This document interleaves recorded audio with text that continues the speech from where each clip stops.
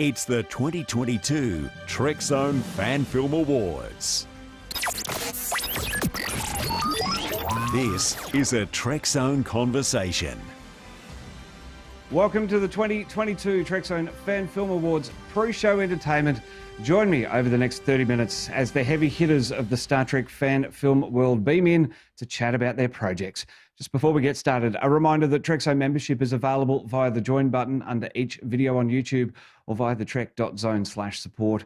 Plus Trekzone's on Twitter, Facebook, Instagram, and your favourite podcast feed. Find us, like, follow and subscribe. Members are getting first play access to podcasts just like these. Behind the scenes info as our three projects on the go get updated. The Fan Film Awards are done now. They are coming to you live in just a little under 30 minutes time. But we still have more stuff in the planning, including something for September. So look out for that. Join today and be ahead of the curve. Gary Davis, Nick Cook, Josh Urban and Sam Cockings are standing by. But right now, Mr. Aaron Vanderklay, welcome back to Trekzone, my friend. Thank you, Matt. It's a pleasure to be here. It is an incredible day for us here. The Fan Film Awards are finally here. Nominees, 54 nominees across 14 categories. It's the biggest Fan Film Awards show this side of Alpha Centauri. And you, my friend, are up for a number of nominations, or a number of awards. You've been nominated several times. What's that feeling like to get that call out of the blue? It's really exciting. It's really exciting to be... First of all, it's really exciting to find out there are so many fan films out there. It's such a huge landscape, and there are lots of different filmmakers with different levels of ability, different eras of the show, different passions, different stories. And that's the most exciting part, is to discover these ones that I might have even never heard of, and watch them, and to be side by side with them is awesome. Yeah, absolutely. And the thing for me as well has been MTM's done a lot of the legwork in pre-production, finding these films from across the globe. So incredible for me to discover these as well. Uderon out there, got a couple over in Germany as well. Plenty in the UK, obviously plenty in the US as well. And Aaron, you're flying the flag in Australia. Knowing that there is a VFX guy, we met him last week. He did some work on Yorktown. His name's Henry Gibbons. He's in Melbourne, and I think there's an opportunity here for an Aussie collaboration across the entire continent with you filmmaking along the way as well. Right, I had no idea about that, so that's news to me. There you go. That's great. He's done some incredible work. He's working on Intrepid as well. So yes, we'll keep in touch with Henry, and there's got to be a collaboration in the works. I was going back on looking through the past 400 episodes of a Trekzone conversation, over 900 episodes of Trekzone. And those very first podcasts between you and I back in 2016, we were much younger then. I certainly had more hair. Where things began for you, talk us through the starting of Star Trek fan films for yourself. I know you're a filmmaker in Perth, but sort of that Star Trek, that first dive into Star Trek. The first one, Needs of the Many, sort of came about because I was working on a short film project that was unrelated to Star Trek, and I set myself a goal to do 7 short films in a year. And the last one, I was like, I have these Star Trek sets that I never did anything with. Why don't I write a little short story? And I got my really good friend Harriet to act in it alongside me. And it was very small production. There was like 3 of us shooting it and doing makeup and building sets and all sorts of different things. And then, yeah, when I posted it online, I didn't expect anything to come from it. And then I found myself nominated for an award, or several awards, that I had no idea that I'd won. And then I think then you reached out to me, Matt, and we had our first sort of interview. The joining of people across the planet and finding these films. And it might be a niche of a niche, but there certainly is plenty of people out there willing to watch them and follow journeys as well. The brilliant thing that I love is that when we were on the set for Fall of Starbase 1, that was it. You were done with Star Trek fan films. We went through the pandemic and you came out the other side with a renewed invigoration to make fan films. And you also created a bit of a series, a bit of a link across everything in These Are the Voyages, and releasing some new content. And that's how Needs of the Many got into Best Gag Reel contention today. So what was the inspiration behind creating These Are the Voyages? To be honest, it was all my films were umbrellaed under that. I guess unofficially. Sorry, it's very early in the morning. They were all branded like that unofficially on my end. So that's how I always had them. But the reason why I sort of did it publicly was because lots of people were commenting on my film saying, "Oh my God, never heard of you before. We've never seen this before. Are you doing any other films?" And it was like, yeah, we've got another 4 here, or another 5, or another 6. And it's like, I think sort of umbrellaing it all under a series title meant that it was somewhere people could be constantly updated. They understood that there was actually a larger story here, and it's sort of like a one-stop shop for our fan films. So that's why it was important to do that, I think. And also, I didn't want to do it when I'd just done 1 film or 2 films, and I wasn't sure that there would be an output of them. But I guess for this second series that we've done with Beyond the Sun, Outbreak, and Resistance, I knew there was always going to be 3. I'd planned to do 3 in a year. So I kind of had that sort of social media momentum that I could draw on things and have things to talk about. Hopefully that people are interested in. Well, Aaron, it's been incredible to not only get to know you, but to stay in touch over 6 years and watch all of these films come out. Enterprise Era, that's it, I'm done, no more. Okay, maybe some Voyager films. Resistance is coming up a little later in the year. I've been privileged enough to premiere a couple of your films now, so looking forward to so much more. Looking forward to you joining me today for the Fan Film Awards live ceremony starting in just under 25 minutes time. As I said at the top of our chat, you are up for quite a few awards, so I'm sure we'll be seeing you. Stay right there, Aaron, because Gary Davis is next on the line. From there, we will be taking you to the 2022 Trekzone Fan Film Awards. Thanks, Matt. Another of these fine fan filmmakers joining me on the Trekzone Fan Film Awards pre-show is Mr. Gary Davis. Gary, welcome back to Trekzone, my friend. Hey, thanks for having me. Mate, you are looking very, very well at the moment. You were just telling me off air that you've lost a little bit of weight. You're getting into shape for some new uniforms I hear you've purchased. Oh gosh, yeah, and some costumes. I just want to look a little bit better going forward and stick around on this earth for a little bit longer. Excellent. Well, that's exactly what we want. You are doing some amazing stuff with Dreadnought Dominion. Let's wind back a little bit. It's something I'm doing here on the pre-show with everyone that's joining us. We just did it with Aaron. We're going to do it with Josh, Nick, and Sam as well. I almost forgot his name. He's going to kill me for that. But just talking about where everything got started, how did Dreadnought Dominion come to be, Gary? Oh wow! Well, I was involved in Star Trek fan clubs, and one of my fan club members got a hold of me and said, "Hey, do you have any stories, Star Trek stories?" And I go, "Well, yeah, I used to write short stories when I was in high school." And I asked him what was going on. He says, "Well, I want to start a fan film," and this was Frank Parker. And he says, "I'm involved with this group of people down in Georgia, and they run Starship Farragut." And he says, "Would you be interested in providing us a story and being the executive officer to his captain of this dreadnought?" And all he had to say was Star Trek and story and sets, and I was all in. And I provided a story, and then he had a very talented writer, Randy Wren, take my story and turn it into a screenplay.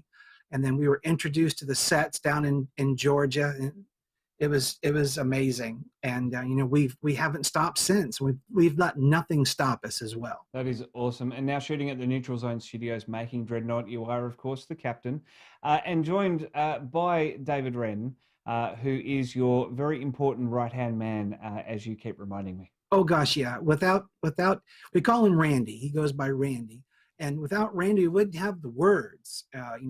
We're launching another spinoff to Dreadnought Dominion, and I gave him the outline of what I want the story to be, and I'm just giving the action of what's going on. And Randy goes there and he just puts the words, and so it breathes life into this rough outline. But without Randy, there would be no Dreadnought Dominion. So it is definitely a symbiotic relationship between Randy and myself. And we added a third executive producer, Alan Anderson, who is he's part of the home team down there at the Neutral Zone. So he's my boots on the ground and helps us when we deploy and embed down in that set. I love it. Well, Dreadnought Dominion is up for 3 nominations, or has 3 nominations, is up for 3 awards on this year's Trekzone Fan Film Awards, including Best Hero Ship and a couple of others as well. An incredible recognition for your efforts over the last year. What's it like to get that cold call to say, "Hey, you're in running"? It was humbling and exciting. We did a show not too long ago, and it was called Reality Check, where we were jumping back and forth between a fan film and Star Trek. And when I was playing myself, I gave a speech and I said, we don't do this for the money. We don't do this for the awards. We just do it for the fans. But it is just over the moon to have a nomination in a fan film awards program. So it feels really good because, we do this for ourselves, for the fun and the fans, but to get some recognition would just be outstanding. And looking forward to Randy joining us live or pre-recorded. Haven't got that confirmation from him yet, but Randy is going to be flying the flag for Dreadnought Dominion during the live stream. So look out for him. Right now, though, Gary, good luck. 3 nominations. Stay tuned because it is all coming up very, very soon. Gary, thanks for your time. Thank you, Matt. Well, let's bring in Nick Cook now to our Fan Film Awards pre-show entertainment. Nick, welcome and thanks for beaming in. Hi, thanks for having me here. Now, I'm not sure whether we've spoken about the origins of Intrepid. In all the times that you've been on the show, you've beamed in many times, but always about your latest releases. Maybe in the very beginning we talked about the genesis of Intrepid, but for those first joining us now, what is that genesis of Intrepid? Basically, we were a bunch of fans back in 2003, which is nearly 20 years ago now, who thought it would be fun to make a fan film, and we didn't really think it would be an awful lot of work because I think we were quite naive and a little bit arrogant, but we kind of persevered there, and we were lucky because a lot of people who were in the fan film community kind of took us on board and supported us and gave us advice where we needed, and some of them even worked with us, like Rob Caves and James Corley from New Voyages had me and my wife on for one of their films. So I learned a lot from, I think we all learned a lot from our interactions with other productions and the friends we made from that, particularly Rob Caves and the Hidden Frontier crew. So yeah, we were just a bunch of kind of clueless nerds who thought, yeah, we'll make a fan film. It'll be fun. And it just kind of ballooned from there. And yeah, and I mean, I enjoy it that much. And I think probably most of the rest of them do who are still a part of it. Enjoy it enough that we still do it almost 20 years down the line. And I mean, it did take us about 4 years to actually make a film. And I think we've gotten a little bit better at it since then. Yeah, absolutely. Well, you've had some incredible folks a part of the production. Is there anyone you'd like to see make a comeback, say from over those 20 years? Oh, Risha Denny, without a doubt. Always had a great time working with Risha. Anybody from Hidden Frontier, really. Great friends to this day.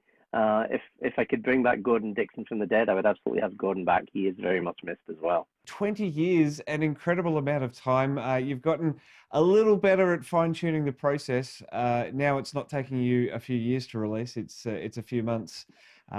What's kind of spurred that on?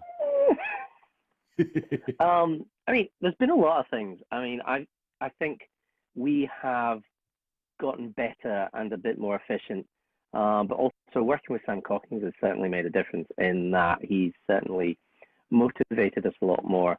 Also, I work part-time now, which gives me a little bit more free time. My job's still pretty demanding, but I work less hours. I have a bit more free time. I'm a dad, so I have a child and a wife and all that kind of nonsense to deal with as well. They'll probably not appreciate me calling it nonsense, but yeah, but you know, real life stuff that kind of eats up my time a lot. So it's a bit of a balancing act, but I think we had a bit of a slump a few years ago where I think certainly I was a little less motivated and I had a lot on my plate. But kind of connecting with Sam has certainly helped give me a bit of a kick up the behind. And it really has re-energized me. It's been incredible to see what Sam has brought to fan films, and really funny, as we're recording the pre-show here, Sam has actually dialed in and is hearing us talking him up, which is just incredible. We're not going to see him just yet. He's coming up a little later in the pre-show entertainment. Just mute that. He doesn't need to hear that. Yeah, exactly. We'll just know that. Yeah, turn him off. Otherwise, we can't fit his head through the door. You know, it's a terrible thing. Look, Nick, look, we do love Sam, but we also love the people that work with us. I think what's incredible here for Intrepid is that 20 years you've been running, you've raised a young family in that time. Intrepid's older than your daughter. Just an incredible thought. That's a horrifying thought. Um, yeah, Sorry. yeah. I am not nearly the young man I used to be, which is depressing. But no, I mean, it's been a fun experience, and these things always have their ups and downs, and there's days where it's incredibly stressful. And Steve, who has been Steve Hammond has been such an integral part of the production, would probably say that there's been quite a lot of downs from his point of view, because a lot of things have often fallen on him. And Steve is very much a kind of like a little bit of a lone wolf creatively, so he's not so, and he doesn't like large groups quite so much, so he struggles a little bit with the experience of having to work and manage all these people. He and I are both very similar in that we're not the world's most organized people from that point of view, although Steve's better at that than I am. But he does find it quite stressful. So he's been acting a bit more lately and not doing so much behind the camera, which I think is nice for him. And actually nice for all of us, because we get to work together more in front of the camera.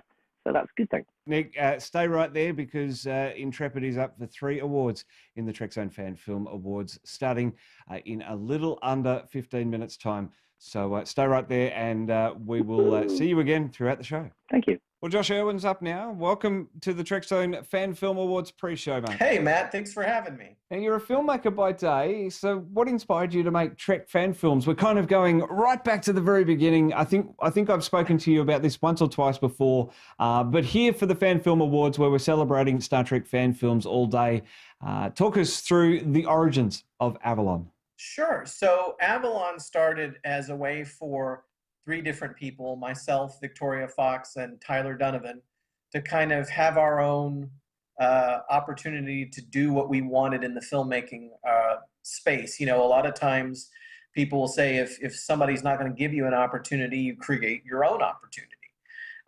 Victoria wanted to have a character that she could have creative control over. She wanted to play a specific type of character because she felt that she got typecast a lot. Tyler Donovan wanted to be a male lead, and I wanted to be a director and a filmmaker. And so we, were trying to figure out what project we would all do together. And it was just kind of a coincidence that I was talking a lot with Vance Major at that time, and he made the suggestion, why don't you do a Star Trek fan film? He introduced me to Ray Tessie and opened the possibility of shooting on those sets. I had a conversation with both of them, and Tyler had been struggling with a few of the concepts we'd come up with prior to that for just regular old indie films, and it just seemed like the right thing to do and the right fit. It's funny, we were talking to Vance, and we were talking to Ray in June of 2018, and by October 31st, there was a completed fan film on YouTube, and I figured, we'd get 6,000 views, and it would be some fun thing we looked back on, but 500,000 views after, Wow. We figured maybe we've got something here. So, and we enjoyed the experience, and, Tyler and I are still doing this. Yeah, absolutely. And just touching on Victoria, obviously she's moved on now, little bits and pieces. And this is what happens in life. Things happen and people go their separate ways. Victoria obviously moving on from the production now. Does that sort of alter the stories that you want to tell for Avalon or anything in the future? A little bit. Victoria is an incredibly talented person, and she's one of the smartest people I've ever met in my entire life. And whatever she does, she will be immensely successful at. And I have complete faith in her. It changes a lot of the stories we're going to tell, because for, a good portion of it, the whole thing was sort of built around her and her character. And so we've, how we've kind of bounced back from that is we've created a new character who is in some ways a little bit more suited to my original vision of what Avalon Universe is supposed to be more than anything else. We created a new character named Michaela Allenby, who is kind of a silly, fun, adventurous character who's always out to find adventure in all the wrong places and gets more than she bargained for. And her character and Tyler's character of Captain Mason are sort of on these parallel heroes' journeys. And at the end of the day, they're going to meet and participate in one last big adventure. Have you got a favorite film out of your collection so far? For me, it's Ghost Ship, because it was one of the most fun and enjoyable filmmaking experiences that I've ever had. Tyler's favorite is Cosmic Stream. And not only is it his favorite Avalon film, it's his favorite film that he's ever been in. And there's sort of I would rank Cosmic Stream like almost neck and neck with Ghost Ship, because that was a very fun film to make. And it was an important moment to bring Tyler back to the production and be with my friend again and make a film with him. And it really opened up a lot of possibilities. Plus, it's a beautiful story. And the Adam Mullen is probably everybody's favorite part of the film. It really elevates it to another level. And so we just had a great time making that one. Well, Avalon's up for 5 awards today, being a co-producing partner on Interlude, including a double dip at Best Actor. One for Cosmic Stream in Tyler Donovan and one for Interlude with Warren Hawke. Those announcements are coming up very, very shortly. What's it like to get those nominations or to hear about those nominations, receive those nominations, especially out of the blue like we've done here at Trekzone? Well, it makes you feel good about yourself. It makes you feel good that people appreciate what you're doing. Some have asked if I'm in any way frustrated that that Interlude and Doomsday have somewhat eclipsed the actual Avalon films, and the answer really is no. You never picture yourself competing with yourself. That's kind of a weird thing, but that's kind of what happened here. And I really understand. I get why people love Doomsday and they love Interlude. And, with the Avalon films that came out last year, those were art films that had specific goals, things that we wanted to accomplish to grow as artists. Whereas Interlude and Doomsday are kind of popcorn action fan films that are easy to watch, easy to click on. Hey, it's the Doomsday Machine. And so it's like, that doesn't really bother me all that much. But, it'd be one of those things that if for example, you had Agent of New Worlds and Cosmic Stream in there with Doomsday and Interlude, well, then I'd be in 4 places in one category, and that's not fair to anybody. So it's like, it's fine. It makes sense. Awesome, Joshua. We'll stay right there. You are going to join us live for the Trekzone Fan Film Awards for 2022. Those 5 categories to be announced very, very shortly. Thanks for your time on the pre-show. We'll see you live throughout the Fan Film Awards. Thanks, Matt. I appreciate being here. We are just a few minutes away from getting the ball rolling on the 2022 Trekzone Fan Film Awards. Time for one last guest, but by no means the least important. Mr. Sam Cockings, welcome back to Trekzone, my friend. Thanks for beaming into the pre-show. Last as well. How cool. Thank you. Glad to be here. It's a bit tiring. Been a busy old time, but I'm happy to be here and be there for fan films. You are a very, very busy man right now. It is just incredible. You are a regular on the show as well, but we always talk about the latest releases.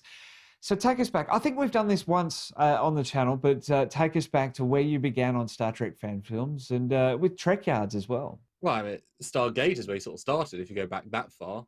You do a Stargate fan film, and it gets you in the running for a Star Trek fan film, I guess. That's what happened to me. But Star Trek is where it kind of expanded, exploded, and young me thought, a 45-page script is 25 minutes. It's like, well, they can't speak that fast. And so challenging a young self, not realizing to such a bigger adventure, ended up providing a better product, but something that couldn't be achieved in years. But once it came out, it's been a smash success, and I'm really thrilled to have that be out. And then Trek Yards came along in between, at the end of university, met Stuart's, coincidence, beautiful coincidence, and now we've had a 6-year legacy that we're known all around the world for, and we go to conventions, we're recognized, and obviously at the Trek conventions, not the pet conventions, the specific conventions. But it's amazing to walk into most conventions now, and it is luck, it is pure luck. You just go into the pre-lobby and someone recognizes you. Now normally there's a million people in the pre-lobby, but my girlfriend was there the last one, and she was so embarrassed. Didn't even get into the front door. Trek Yards! I'm like, hello. It's COVID, but hello. Oh, brilliant. Hell of a journey. Hell of a journey. Well, you are really picking up steam, not only working on visual effects for others, but directing and producing your own fan films now. Do they equally have their charms, or do you enjoy one more than the other? No, I came back swinging. Pandemic, I think, really drove a lot of us producers and directors to come back. But I've kind of gone off the deep end, the deepest of ends. It's fun. It's having done so many shooting days, it's amazing to be on set, either outside or on the green, and have them in full costume, full props, full makeup. That's wonderful. But the amount of extra prep and thought and design, and I have to make the costume, make the script really tight with canonical logic, and the stylists have to match, and inter-character logic has to. It's difficult. And then you suddenly get thrown a normal VFX film. Like, oh, just do 7 shots. I'm like, yes, sir. 7 shots coming your way, much easier. But then they're not my shots, they're the production shots. So it's nice. I do kind of miss one of them doing the other, I'll be honest. Nice. Well, you were telling me off air that you've got 7 bonus shorts between your Indiegogo campaigns. There's a Picard Season 2, a late TNG, a mid TNG, an early DS9, a late DS9, and a post Nemesis. You are a very, very busy man. Some would call you crazy. Clearly, you're enjoying what you're doing. Yeah, it's amazing. The Indiegogo, really, the first one, the 2021 one, did get us the funds to buy props and costumes that we couldn't just buy outright. I mean, you know the struggle. But once you have those items in your hands, it's hard to say just for one film, Matt. That's not. You need it for one film, but 2 films, 3, and then actors, COVID, that they struck, and if one guy cancels, one girl cancels, the budget spent to hotel and book people in.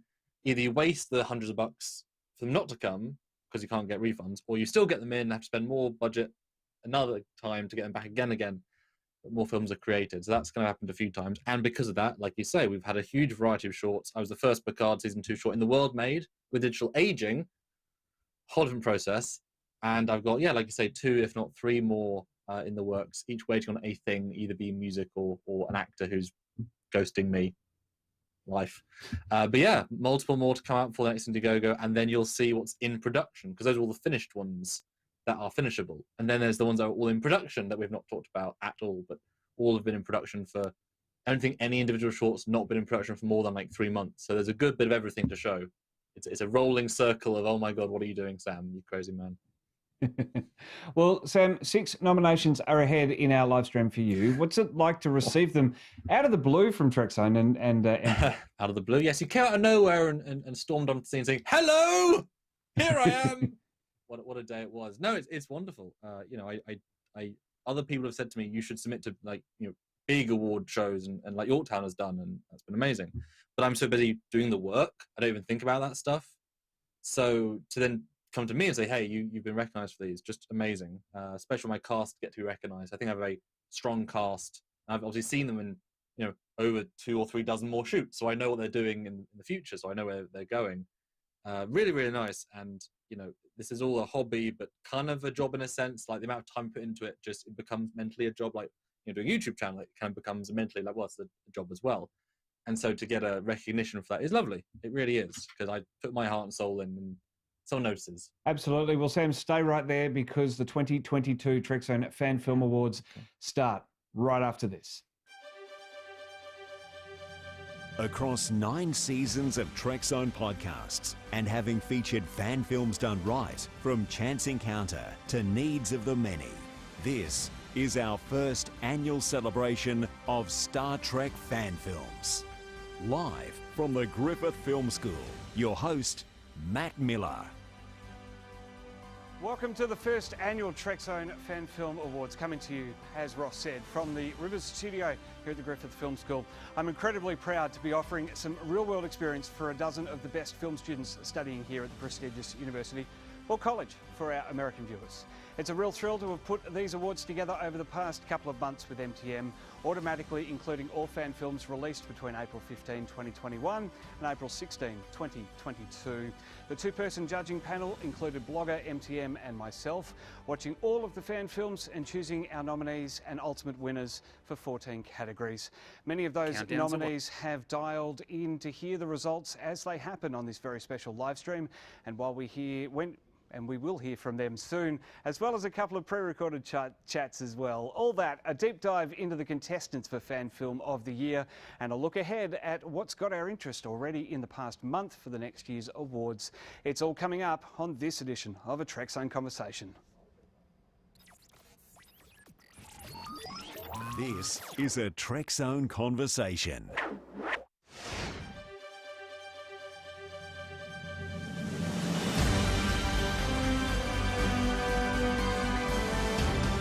This is the 400th episode and a special edition of a Trekzone Conversation, live from the Griffith Film School. It's the 2022 Trekzone Fan Film Awards.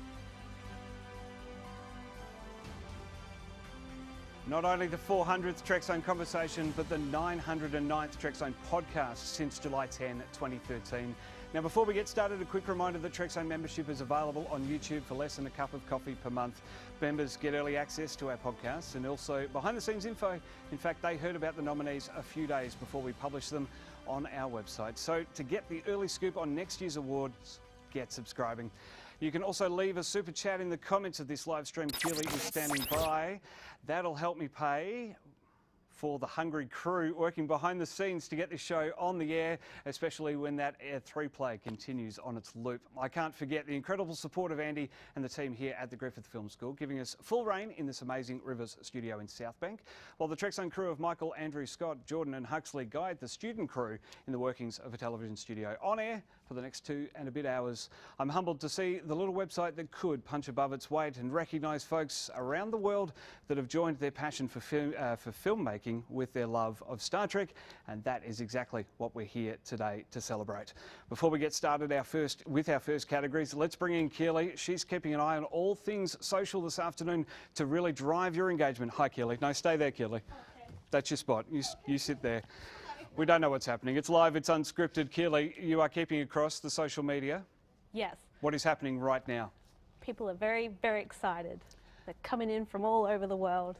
That's good, and you're keeping an eye on the super chats as well? Yes, I see them. Any super chats at the moment? No. No, okay. No. Well, that's a problem because we have a crew here that needs to be paid. I need food. And no super chats to pay them. That's a problem. What else, Keeley? There's something else that you have to say? You need to pay us. Yeah. I'm just kidding. No, seriously, pay us. We're suffering. You know. All right. Well, she is keeping an eye on all of that. We'll get tweeting because it's time to get started. Our first category this afternoon is Best Space Villain. MTM and I decided that our Fan Film Awards would be a little different to embrace the unique films we're awarding and recognising from the past 12 months. As a result, this category was created. These antagonists are mean, they're nasty, and they want to spoil the hero's day by blasting them to the coldness of space. And the nominees are... Keep trying. Phaser control. Fire! The Doomsday Machine, Doomsday.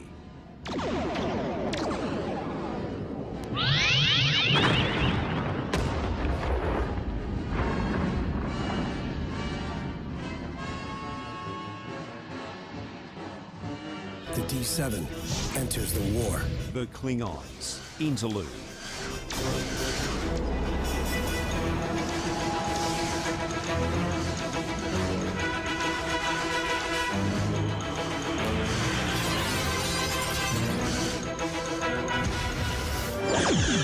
The Jemadar, One Small Step.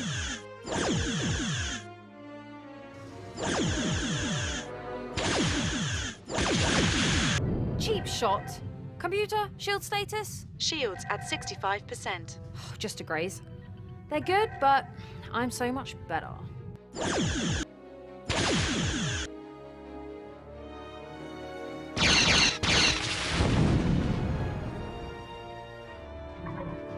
Federation starship closing in. Prepare for battle. Shark, Yorktown, A Time to Heal. Star Vessel Niger, this is Commander Evan Foster of the starship Yorktown. Stand down and prepare to be boarded. Weapons energized and locked on target. Fire!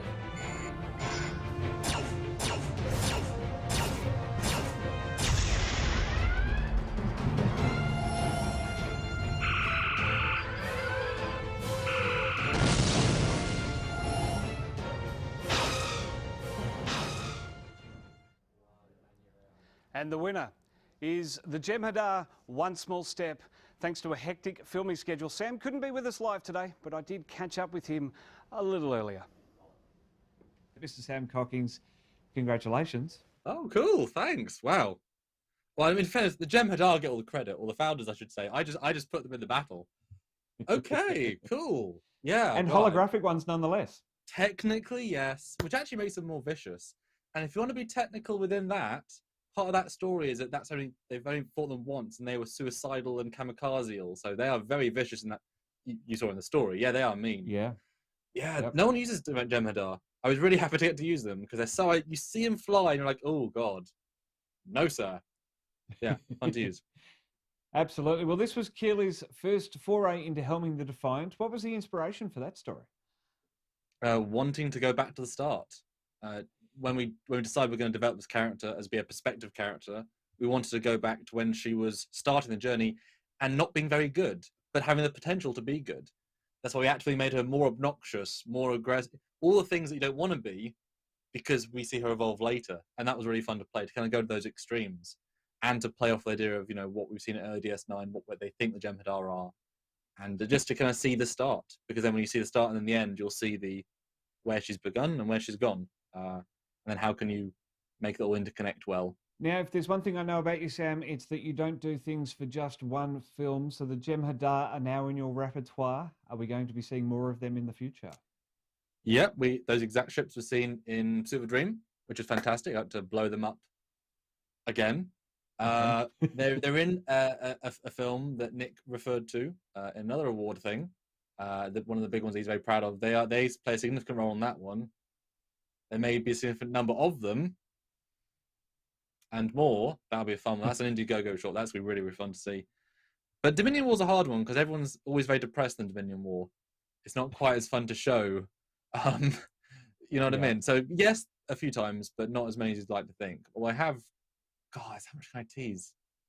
We'll see some Cardassians soon. We did see some Cardassians. We did see a Cardassian ship in 2018, my friend, on this very channel. Mm-hmm. There's a slight nod to that in this one I'm writing as well. So I look forward to that. Very, very exciting. Well, Sam, stay right there because you're nominated in 4 more categories and more films that you helped are also in contention. Thank you, Matt. Our next category this afternoon is Best Gag Reel. To keep things light and fun, MTM and I created the category showcasing the good times on set, those moments that just happen naturally. And we've shortlisted 4 nominees. They are...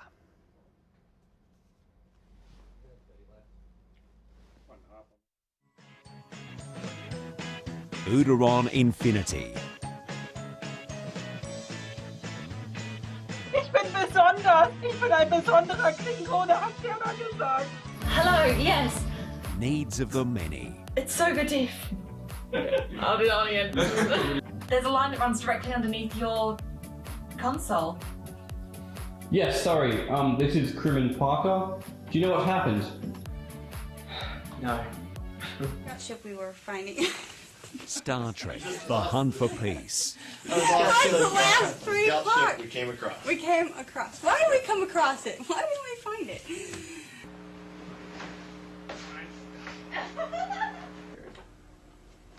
Helmsman! Prepare to file a fucking Starfleet Legends. Phaser und Photon-Torpedos. Phaser und Photon-Torpedos. Ja! She got it! Mein Gott, sie hat es! Und Maske, die schwitzt. Oh, ihr seid Göttin. Danke. So, weiter geht's im Text. So, LHSP.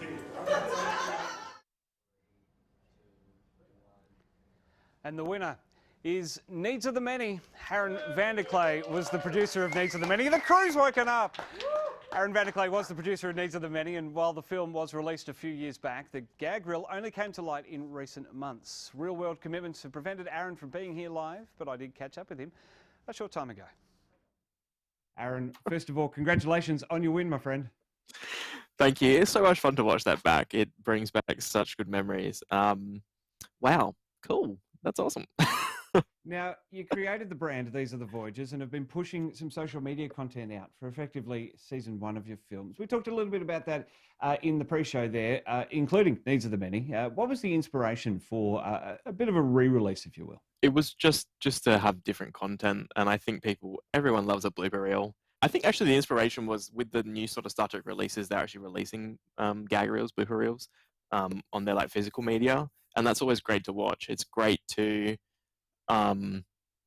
see that people are human and they make mistakes, and there are funny things that happen, and people are friends on set, and it's not serious or heavy or whatever. It's just a laugh. And to go back and see, I essentially went back to the original rushes for all my films and went through them all, and to see those sort of moments in time and how much fun we had. In particular, Needs of the Many was just so much fun. I love Harriet to death, and that is an accurate representation of just us, and reality and friendship and doing crazy things. And I'm happy. I'm so glad. I have to tell her now. Well, Aaron, I was there for the fall of Starbase One. That sounds quite heavy, but it was the film of yours. So I know that the mood on your sets is light and fun, but serious and professional, of course, when they need to be. As the executive producer and director, plus the actor in the case of Needs of the Many, how do you strike that balance on set? I think you got to keep it light. Like, you know, this isn't real. This is Fantasy Island. It's not a professional production. It's a fan film, right? No one's getting paid. Everyone's there to see each other, do something cool, have lunch, and it should be a good time. It shouldn't be heavy. You shouldn't have divas on set. You shouldn't have, you know, a director that can't talk to actors, or, you know, problems with crew and things like that. It should just be fun. And it just comes naturally. You're in crazy situations. You're in someone's garage with wood sets that look like a spaceship. I mean, if you can't laugh at that, and you're in a onesie, like, really, like, it's a good time, and you should be able to step back and think, this is insane, and we're going to make something pretty cool, but it's still insane. Well, stay with us, Aaron. You are in the running for 4 more categories this afternoon. Thank you. The Star Trek fan film community is like no other, and while there are some who have leached and are leeching off the goodwill of others, there are plenty more, far more, in fact, that get stuck in and have a lot of fun in the progress, as we just heard from Aaron. The fun is made even more enjoyable when an awesome group of folks get together to make a joint project. These are the 4 nominees. Prepare to fire on my mark. 3, 2... Samuel Cockings and Nick Cook. A Long Way Home. That wasn't me.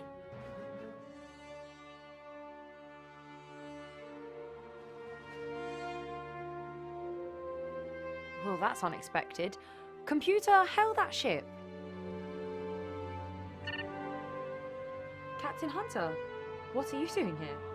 I was about to ask you the same thing, Lieutenant. I thought you were stationed at Chiron. Less than a minute ago we were. Now we're defending a Federation shuttle. That's all I've got. Where the hell are we? Neutral Zone Studios and Avalon Universe. Doomsday.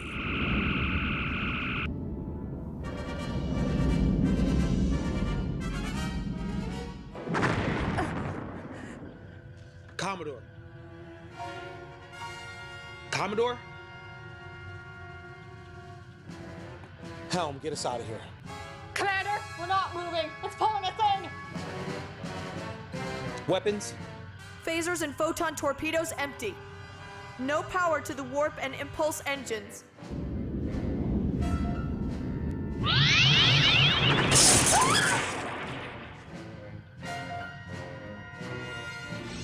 Fan Film Features and Avalon Universe. Interlude.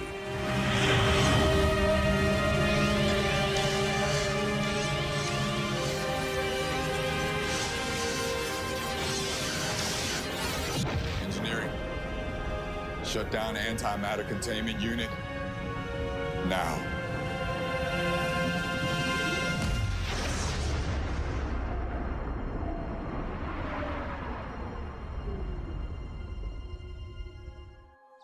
Nick Cook and Samuel Cockings, Pursuit of a Dream.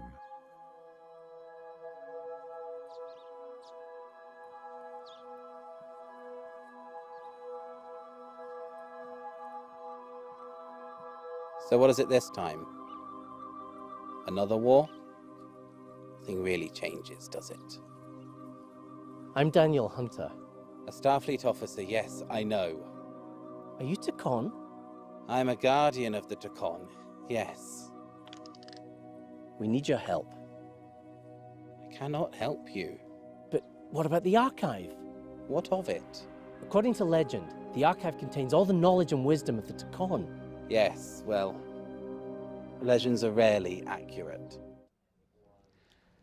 And the winner is Nick Cook and Samuel Cockings for Pursuit of a Dream.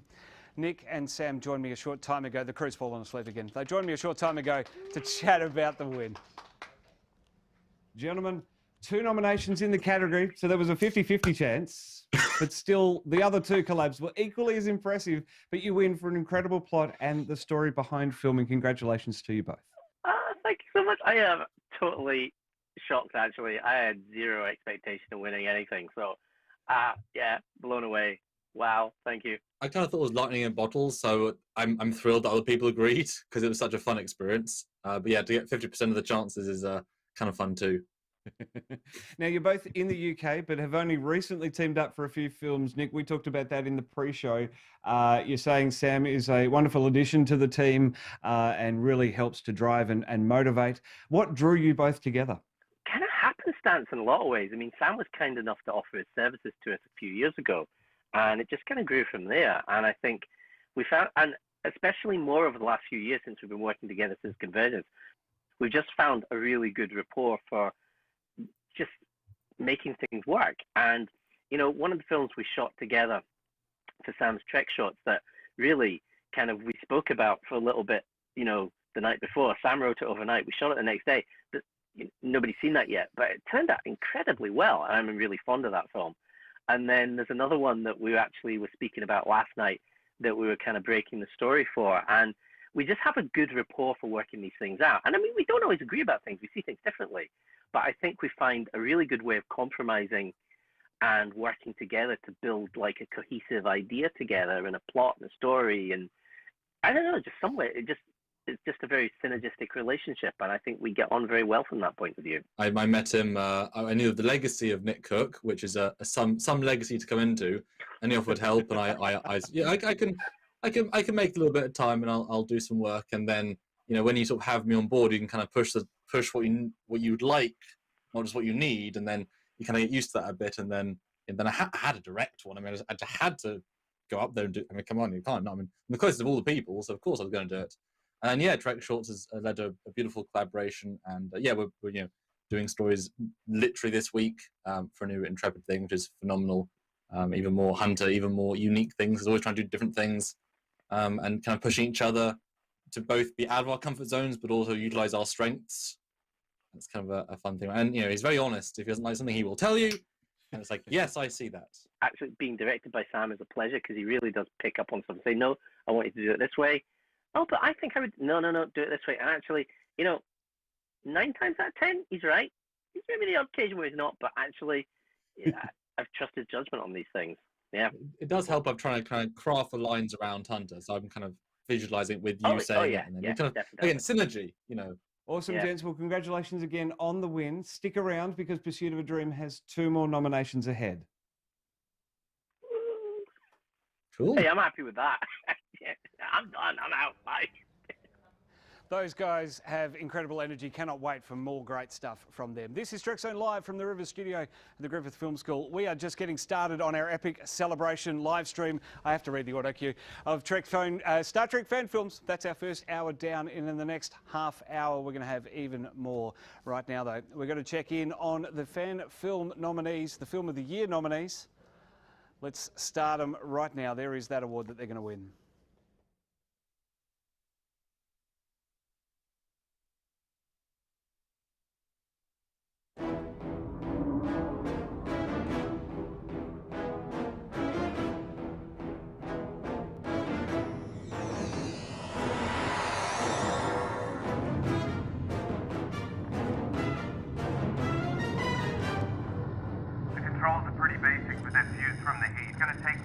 bypass. I don't believe it. What? They're in some supply side is stable. There's no active suspended animation, they're just asleep. Well, if they're not in any immediate danger, Doctor, you can come help me. I need you to reroute the secondary protocols and emit an ion pulse through the navigational controls. Can do. That'll cut out the left thruster, divert full power to the right one, and send us hurtling away from the sun. Structural integrity is at 14%. Hull temperature is at 9,000 degrees. Whose crazy idea was it to do this again, Doctor? I believe it was yours. Well, start believing in miracles. Hold on!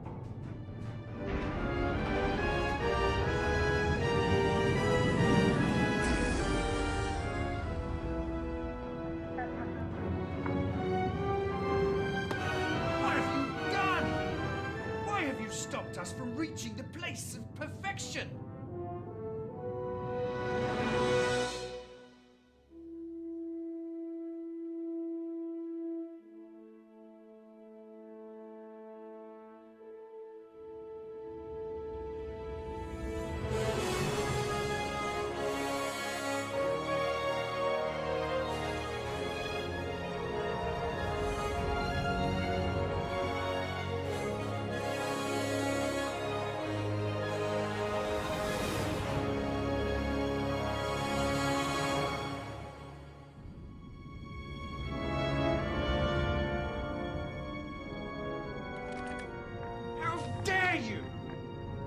How dare you stop us on our journey? Your ship was on course for a sun. Or maybe you didn't realize because you were too busy kumbayaing on the floor. Who gave you the right to interfere? Who gave you the right to step foot on our sacred ship? Who are you people? We're Starfleet officers from the Starship Explorer. We answered your distress call. Outrageous! Totally outrageous! If it's so outrageous, then why did you send out a distress call? What did you expect was going to happen? I didn't send out a distress call. Why would we? We aren't in distress. Lieutenant! Look at this. What am I looking at? It's the communications log, which very clearly indicates that an all-frequency distress call was sent from your ship. This is your ship, right? Yes, but I didn't send it. I mean, why would I? We are all on our way to the place of perfection. Sounds like someone on your ship doesn't want to go. Ridiculous. We are all on this journey together. I'm not. Barnett, what did you say? Did you do this? I did. But why? Why did you do this? After everything we've worked to achieve. I don't want to go to the place of perfection. I don't believe in it. I don't want to die. What do you mean? Where were you headed? Into the sun. To the place of perfection, as they call it. The only place you'd be going is a shade of crispy bacon. It's how we will reach the place of perfection. Mass suicide. How dare you! How old is this kid? 16? And you're sending him to his death in a sun? What kind of adult are you? I am his father and his spiritual leader. And I know what's best. I request asylum. What? You want what? You heard me. I don't want to be a part of this journey any longer. Barden, don't you do this to me. Don't you dare do this to me. Back off. Lieutenant. Don't you take my son. Okay, I think everyone needs to calm down. Clearly we've interrupted something. And until we figure out exactly what is going on here, I suggest we head back to our ship and discuss this further. Lieutenant. Sounds like a plan.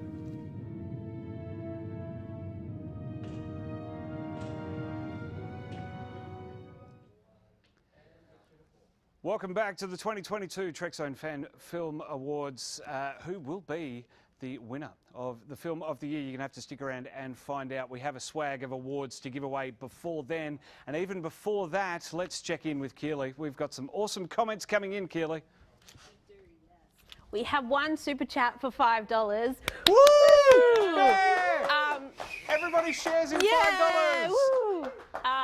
YouTube, I can't see the name because I don't work this because YouTube. Yeah. But he said, I'll get the ball rolling. And while on the break, we got $10. Woo! Woo! That's $15 for everybody.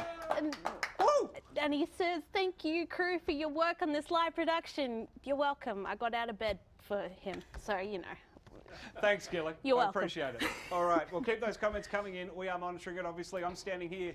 Normally, I'm across everything Trekzone, so yeah, very interesting to have the crew. Looking forward to that. Membership applications as well. Click the subscribe button to join the channel for less than a cup of coffee a month. Let's crack on now. Actors like William Shatner, Leonard Nimoy, and even Ashley Judd have brought Star Trek characters to life. And while Star Trek alum can no longer partake in fan films, some fans have decided to put their spin on characters we first saw in official productions. And our nominees for Best Reimagined Character are...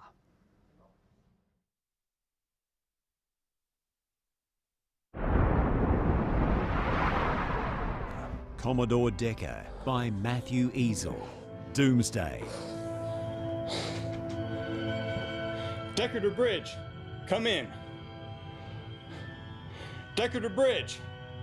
Masada. Report. Decker to Grayson. Come in. Decker to engineering. Acknowledge. Is there anyone on board?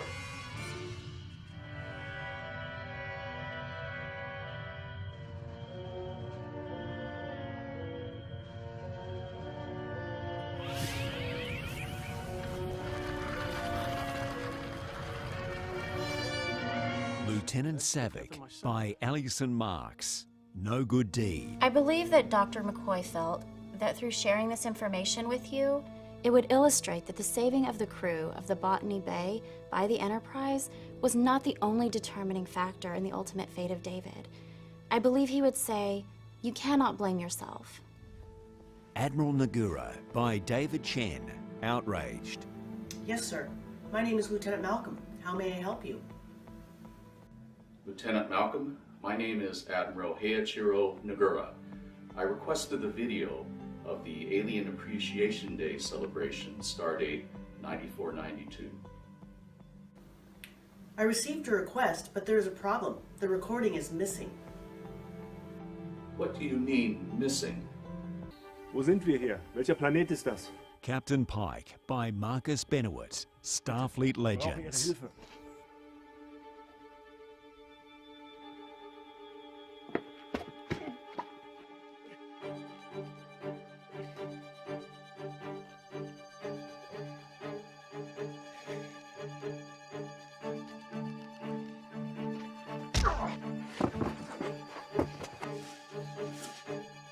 Bitte, es gibt keinen Grund dafür. Ich bin nicht der Feind. Zwingen Sie mich nicht zu schießen.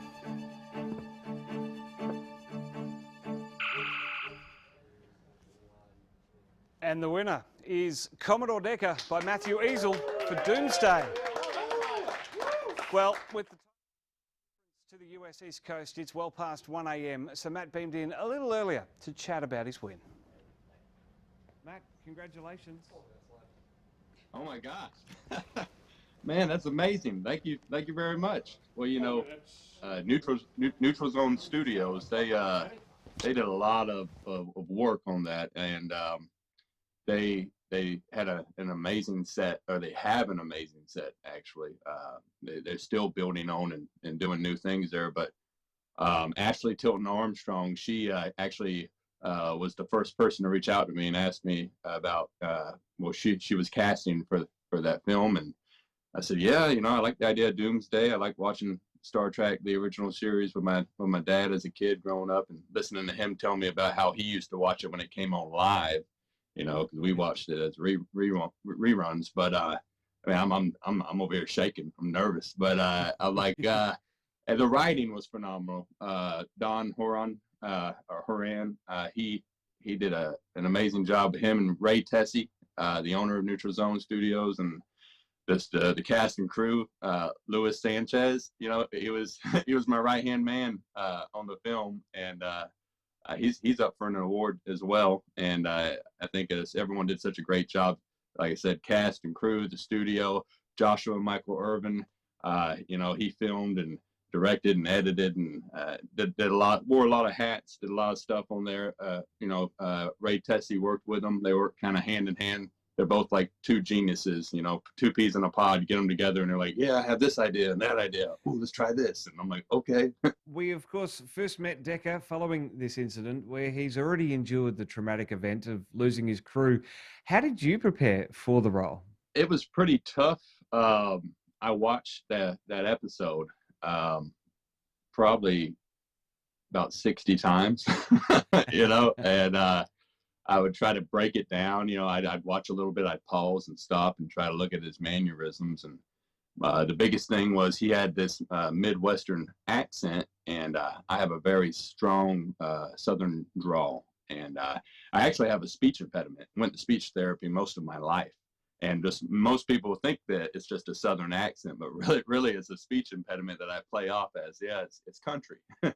So, some of those lines are really tough to say in the right context. And I don't feel like I delivered them perfectly by no means. We were all volunteers there having a good time, but it felt like a chance to kind of relive my childhood and get inside of that, fantasy world for a little while. And I kept watching it. We did a lot of code reads. We would do Zoom phone calls, and they would help me. Ray Tessie, Joshua Michael Irvin, Ashley Tilton Armstrong. Those were the three people. Eli Irvin. A lot of those people I would ask, hey, how can you help me? How can I look more like this character, talk more like this character, move like them? I mean, down to the smallest tiny grain. We were trying to like mimic his every action as much as we could, but then also kind of show another side of him before the doomsday happens. Before the machine comes, and so yeah, there was we prepared for like 90 days on and off, just in the middle of COVID too. So it was crazy. Well, Matt, thanks so much for beaming in, and congratulations once again. You are the best reimagined, you're the actor with the best reimagined character award in this year's Trekzone Fan Film Awards. Congratulations again, mate. I am honored, and thank you very much. And like I said, much love goes out to Neutral Zone Studios. Love you guys. Well, editing is the critical next step in any production, following the writing and filming, of course. And Star Trek fan films have no shortage of fans giving it a red-hot crack at telling the stories their friends and colleagues have crafted. Here are the nominees for Best Editor or Editors. In the weeks following the loss of the USS Artemis, a dark shadow lingers over the Federation. The newly unleashed D7 warships prove to be all but unstoppable. Joshua Irwin, Interlude. Taking a devastating toll on the Federation fleet. Matthew Lee Blackburn, Lost and Found. Don't say we didn't warn you. Ready torpedoes. Torpedo. Well, I think it's about time to beam down. We're going to see our ship explode with us on it.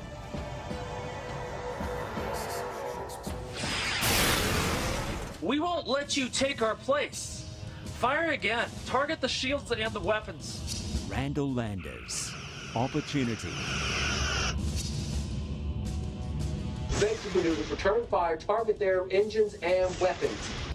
I do not believe they intend to destroy us. Their tactics thus far seem focused on removing our ability to fight or escape, though they are ill-equipped for boarding parties. I suppose that congratulations. David Chen and Mike Longo, Outraged.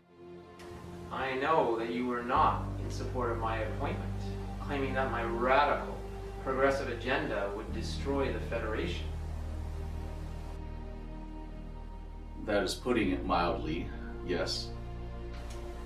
Nevertheless, the election is over. I intend to carry out my mandate to reform Starfleet and the Federation, to be more equitable for all species, not just humans. And the winner is Joshua Irwin for Interlude. Josh joins us live now. Congratulations on your win, mate. There's no denying.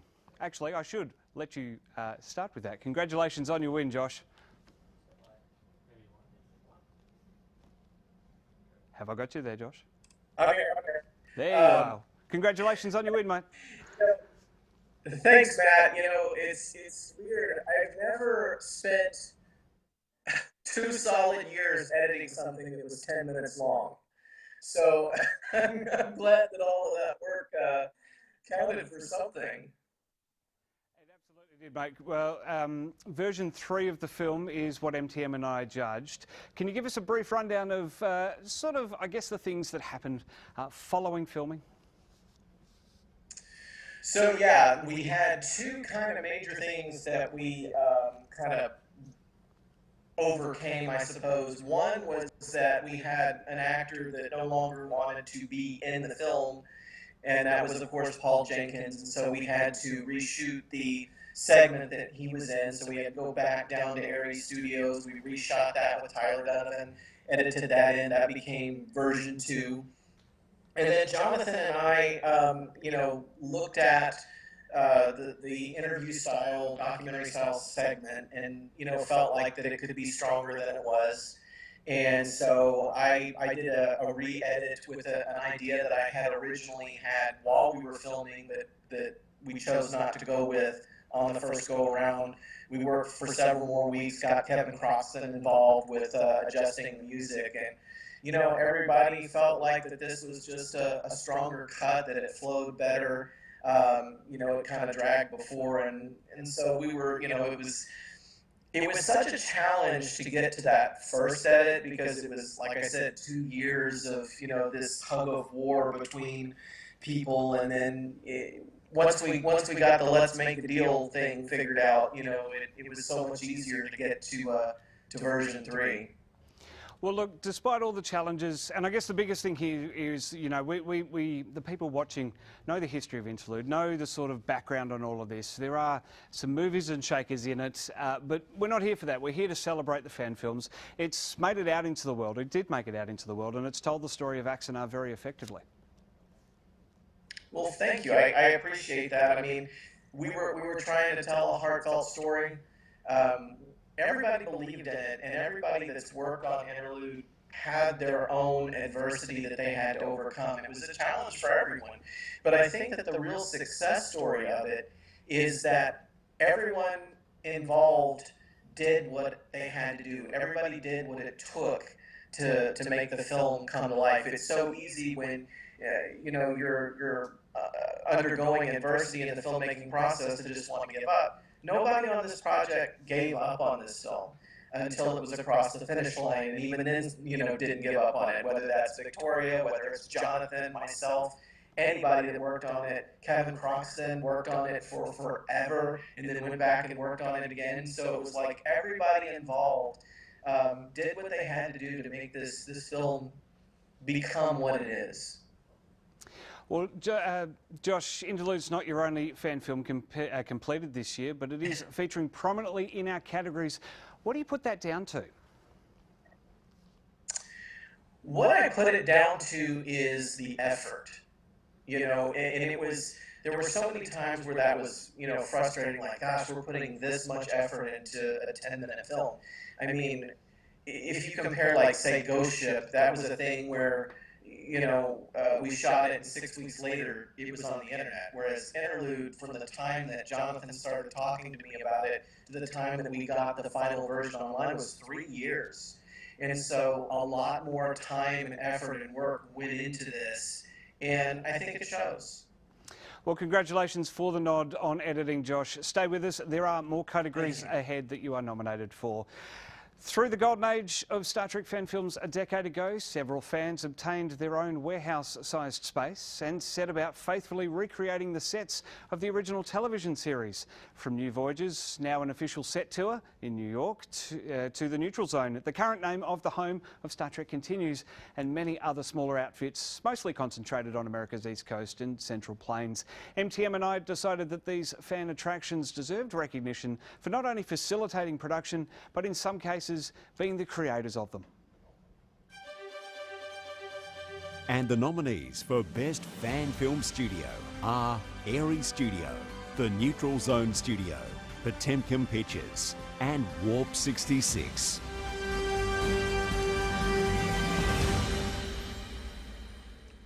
And the winner is Potemkin Pictures. All the way from Kentucky, Randy Reynolds. On behalf of Potemkin Pictures, if we have you up on the VMix, congratulations on your win for Best Fan Film Studio. If we just press, we're just going to hold on 2 seconds. This is live, and the way that we're planning it, we missed the one person there on the tower there. We have Randy now. Congratulations for winning Best Fan Film Studio, my friend. Thank you so much. It's just been an absolute honor to be nominated and be considered for this award.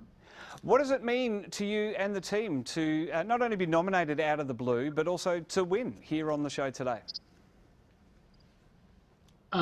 We're often the bridesmaid and hard to remember the bride, and it's just absolutely wonderful. So many people have worked on our studio, which has been moved 4 times now over the past 12 years, and this was clearly our finest hour when we put this one together. Well, how did Potemkin start as a collection of fan films? I watched I read an article about Paragon's Paragon. I watched a few films like Starship Farragut, and I just was like, I can do that. Why don't I try that? And I took over a carport at our house in Albany. I love it. Well, what's on the horizon for you and the team at Potemkin Pictures? Well, I actually just finished a very rough cut of a film for Starship Demos. This weekend we're filming a 2-parter for the Starship Webster. We're filming the Klingon portion of the film this weekend, and in about 3 weeks we'll film the shuttle poop portion of the film. Very, very exciting. Randy, cannot wait for Potemkin to feature in next year's Fan Film Awards. Congratulations again on your win. Thanks for beaming in live. And thank you for putting together this award program. It really means a lot to a lot of fans. No worries at all, Randy. Really appreciate those kind words. Well, let's keep going with the categories now. As a general rule of thumb, every good Star Trek story has to be set on or near a starship. The hero ships of the ages include the Enterprise, the Defiant, Voyager, and of course Discovery. In the fan film world, where CGI budgets are very limited, we often don't get to see too many ship shots. I said it right. But when we do, we're blown away. This category is for them. Here are the nominees for Best Hero Ship. USS Explorer, Beyond the Sun. USS Niantic, Judgment Day. USS Dominion, The More Things Change. USS Uderon, Trust and Loyalty.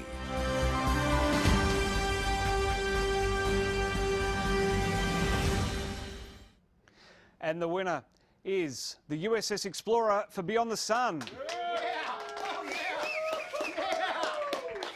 I love it. Once again, Aaron couldn't make it live. Something about work being in the way. But I did speak with him earlier about this award. Aaron, another pickup here on the Fan Film Awards. Congratulations. That was unexpected. That last one was really cool. Now, the first season of These Are the Voyages didn't feature any exterior shots, although you have corrected me off air. It did have a couple towards the end, but for the most part, no exterior shots, no space shots, no ship shots. Something we've talked about back then as a nice to have, but you didn't have the ability or the budget. So I'm so glad that we get to see your ship this time, and it's on a couple of unrelated adventures throughout the second season. Yeah, that's right. Also, a great budget-saving idea is to have the same ship model as well. So that was very clever. That actually helped me in film 3, so good foresight. Do you know what's great about that is that when I was a kid and I watched Star Trek, I had this book, a binder book with like pictures and drawings I did of my own ship, and it was called the USS Explorer. It was a Sovereign class, it wasn't a Nova class. But later on, obviously, now it makes sense that it should be a Nova class as a science ship. So to see that realized from me being 5 or 6 and drawing these Star Trek interiors and my crew and my ship in like connector pen texter, to see that as an actual model that actually looks like the model from the show, that's so cool. So it's come full circle. And Sam did a great job. Now, the Explorer has another adventure coming up, announced during our live stream of Outbreak's premiere. What's in store for the ship this time in Resistance? Well, hopefully, we haven't done the visual effects for it yet, but hopefully the ship is going to have a hard time. We're going to see a little cool EV shot, which will be different. And I'm not sure if any other Star Trek fan film has done that kind of thing, a bit of a spacewalk on the whole. But yeah, this one's sort of a kind of what if First Contact was a Voyager episode. So yeah, that's a good taster for what's to come. I love it. Aaron, stay right there. There are more categories to come with you in the running. Thank you. Well, that is a huge chunk of our awards announced, and we're at the halfway point. So let's check in with Keeley now. We've got some comments coming through, Keeley. Yes, we do. Oh, hang on. Talk to me about them. She's not ready. I'm not ready. I don't. These things happen. Keep the super chats coming in, membership applications as well. Plenty of these event streams like this in our very near future. Keeley, comments, We go. had another super chat. We have another super chat. $5 from Jeff. Thank you. We're eating Chinese tonight, everyone. He's from the UK. Chinese food. Let me be clear. Hang on, the mouse. Oh, now she's alt-tabbed out of it. Now I'm. Here we go. All right. Well, we got. Sorry, Keeley, go. Stop interrupting me. We have people from Tokyo. Say hello. Yay! Woo! Beijing. Woo! Hello, everyone. Casey says, congrats to the winners so far. And I would like to shout out my friend who's watching all the way from New York, and Wolfgang Amadeus Mozart. I see you, girl. Okay, all right. I don't know what that was about. Can you, some of the comments, just the regular, what about the regular comments in the YouTube chat? Matthew Zell said, I thoroughly enjoyed your interview with Joshua. I thought he was going to say thoroughly enjoyed his chat with himself. Yeah, well. That was a good chat as well. I can't wait to do artistic work with you again. Oh, that's nice. Love it. We have Dahan, who says lots of cool talent here, and a big thanks to Matt for putting on a show that the Oscars would be envy of. Yes. Well, Will Smith, is he anywhere? I can slap you. Well, you could. You're not going to. Oh, okay. We've got to keep moving because we are running a little bit over time. It is time to check in on our next Fan Film of the Year nominee. Stand by, everybody. Time to roll another VTR item. We'll be back in a flash.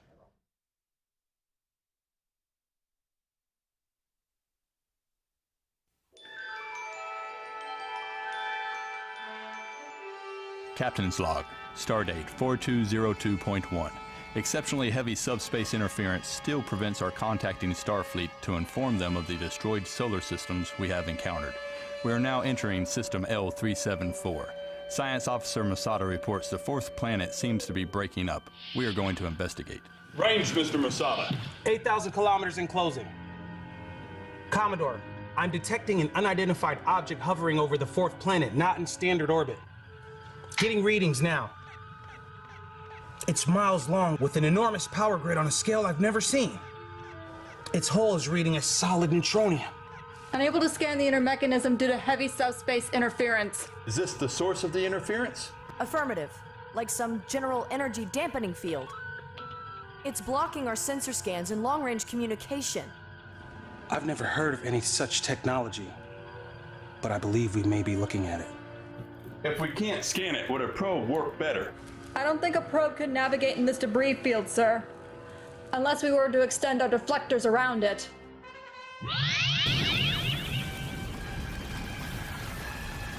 Commodore, the object is just fired on the planet. It's deployed a high energy beam aimed directly at the planet's core.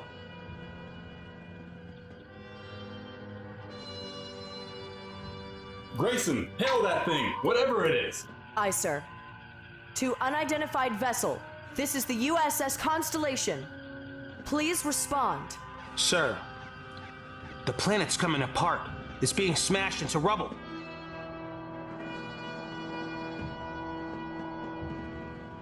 Grayson, warn them off. Alien vessel. This is the USS Constellation. Stand down your attack. I repeat, stand down your attack. I'm getting enormous power readings from this vessel. Fully mechanized, independent propulsion, no life form readings. This ship is unlike anything we've ever seen. It's more like a robot weapon of some sort. Can this one machine be responsible for the destruction of the other solar system? Where did it come from? Who could build such a thing? If we were to backtrack the destroyed solar systems and project back on our star charts, I'd say this came from another galaxy. All hands, this is the captain. Red alert. Man your battle stations. I repeat, red alert. It's fired again. Running a scan on that energy beam. Helm, move us in closer. Deflectors, full power. Grayson, anything from Starfleet? Negative, Commodore. Subspace interference still... Damn it! Keep trying. Phaser control. Fire!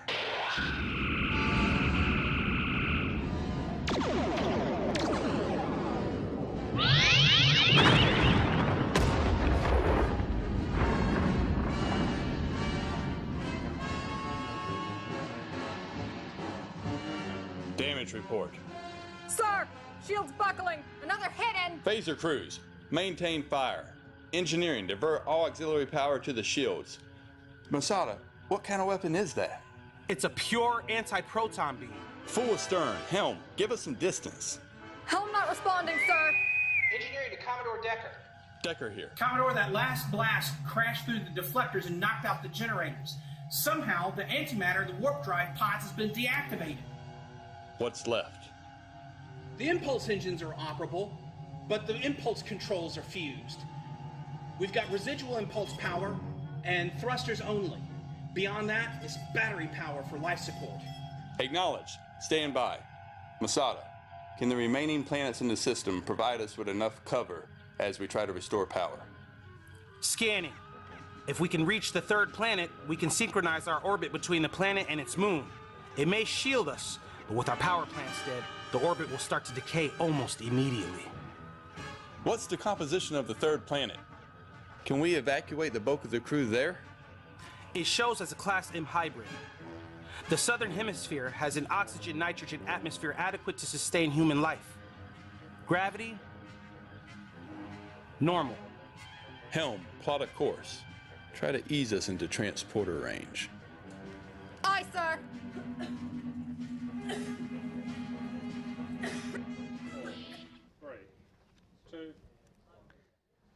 Welcome back to the 2022 Trekzone Fan Film Awards. Who will be our film of the year? Find out in a little over 40 minutes' time. There's Keeley's hands as we pan through those trophies that are expertly covered in electrical tape, so you can't see who the winners are just yet.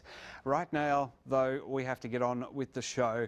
Category number 8, visual effects. They're big business in the professional filmmaking world, and they've become such an integral part of a film story that it's almost impossible to live without them. In our crop of Star Trek fan films, MTM and I were on the lookout for not just the best looking films, but also ones that contributed meaningfully to the story they were trying to tell. The nominees are...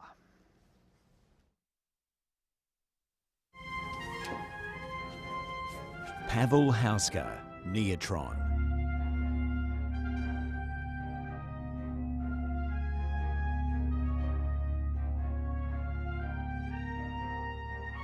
Neutronové částice pokrývají 47% trupu a postupují. Budou nás za 2 minuty. Generátor nejde odstavit. Nechápu, co se tu děje. Musíme zmizet z lodi. A co ti opraváři vpředu na trupu? Je tam ještě 18 techniků. Vlnění je usmaží. Co navrhujete? Zbývá jediné. Transportovat neutron do volného prostoru. Dokážete ho zaměřit? Snad ano. Venku už nebude mít zdroj energie a sám se vypne. Držte mi palce, komandére. Mám to.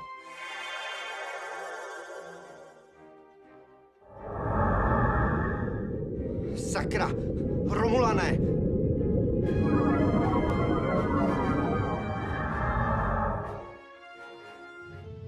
Ross Trowbridge, Opportunity. Captain's log supplemental. Now that our guests are aboard, the Webster is leaving orbit for Starbase 211. We expect an uneventful trip. Meanwhile, my senior officers and I are giving the Sodanians a tour of the less sensitive area of our starship. This is all very lovely, but does the Delia have an adequate defense system? Yes, Ambassador, I assure you the daily use defense system is more than adequate. Samuel Cockings, Pursuit of a Dream.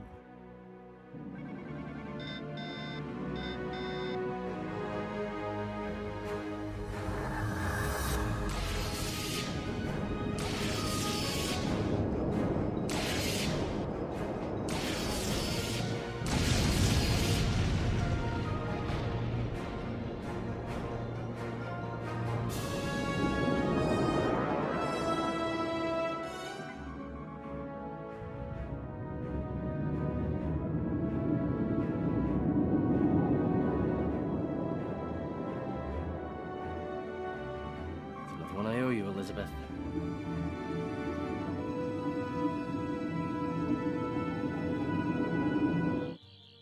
Benjamin Schultz and Hiko Thies, taking command.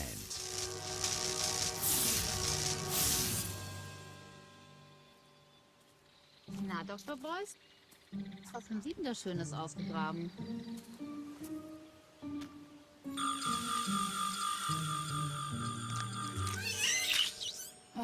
Oh Mann. Boys. Also Hitze ist es nicht. Lorelei, bitte Quarantänevorschrift 5 vorbereiten und eine Person hochbeamen.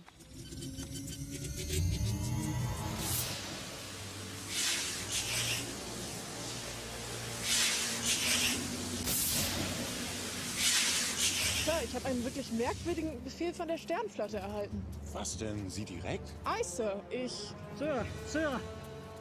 Die Wasserproben, die ich eben genommen habe, sie stellen eine Gefahr dar. Sie sind elektromagnetisch aufgeladen.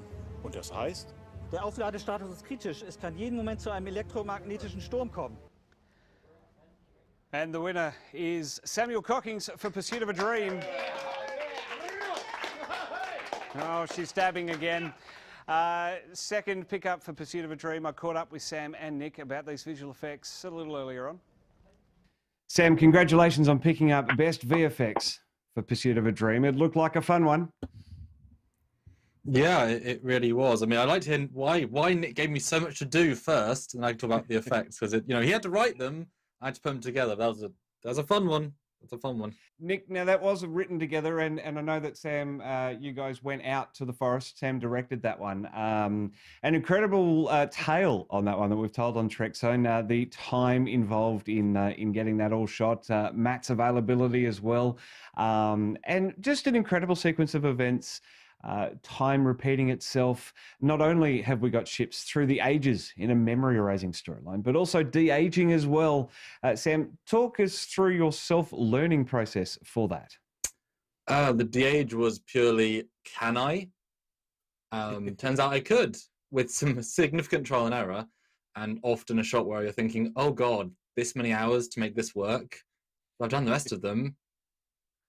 Yeah, no, not unexpected. And phenomenal to be able to bring to fan films in general, not just Nick's, but my Trek shorts.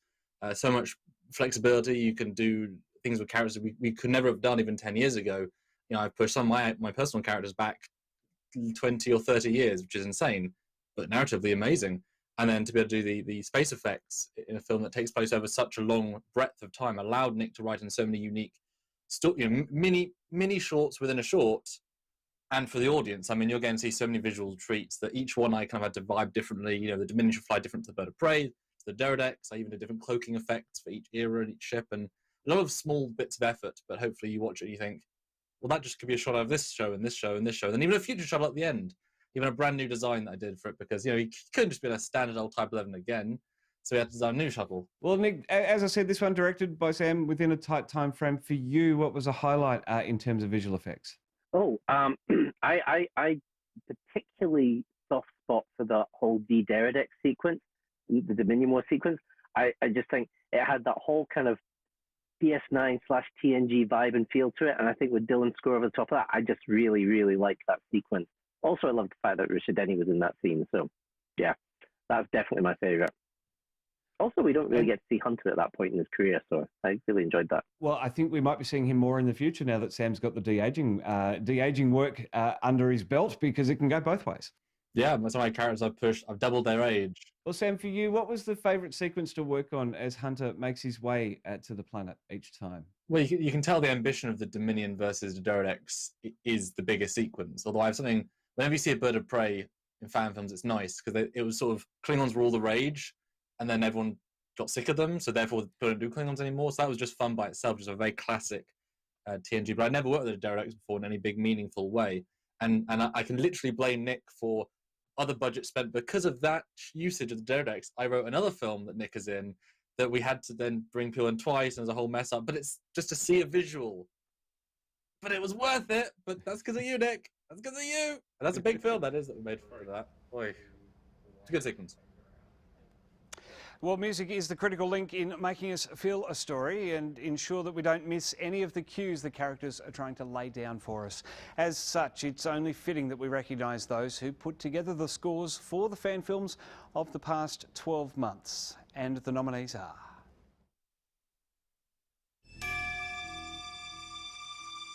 Tony Lunn, Opportunity.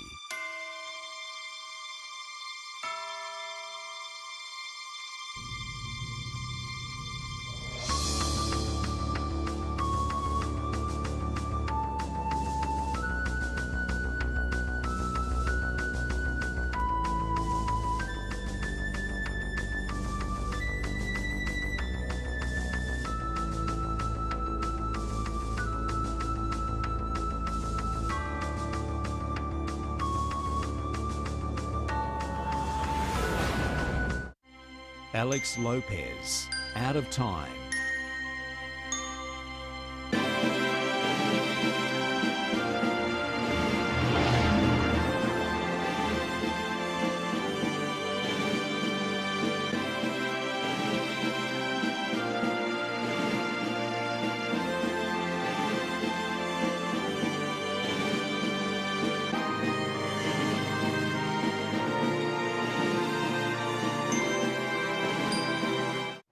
Thomas Hoyper, Starfleet Legends.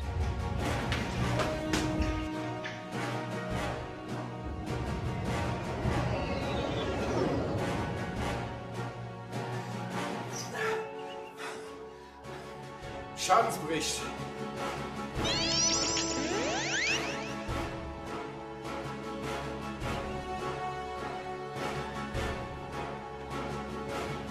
Und Alarm, Schilde hoch. Ronald Carr, Trust and Loyalty.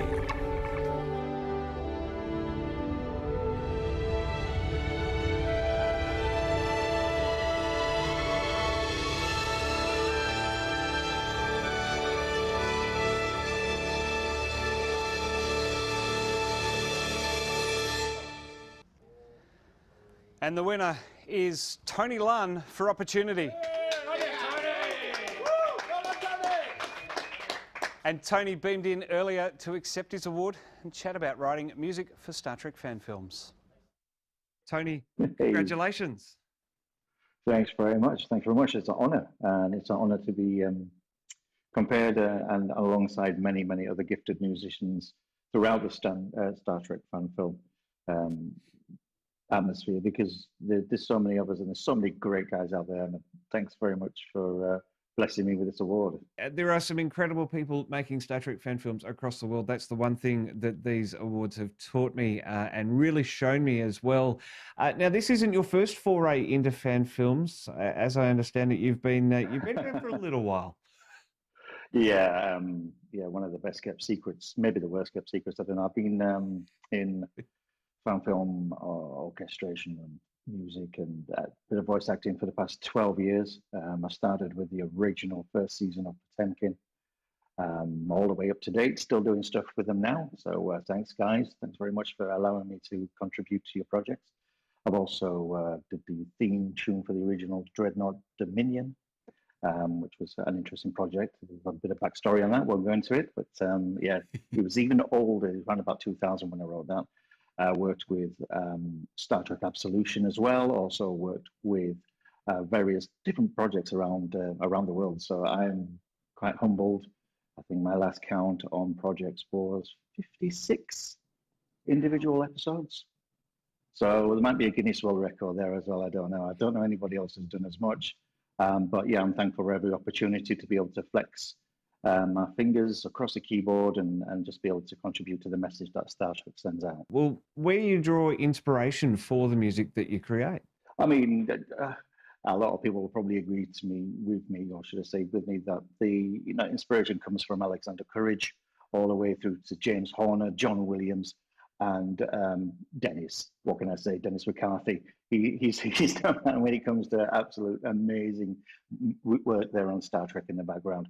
But it all depends, I suppose.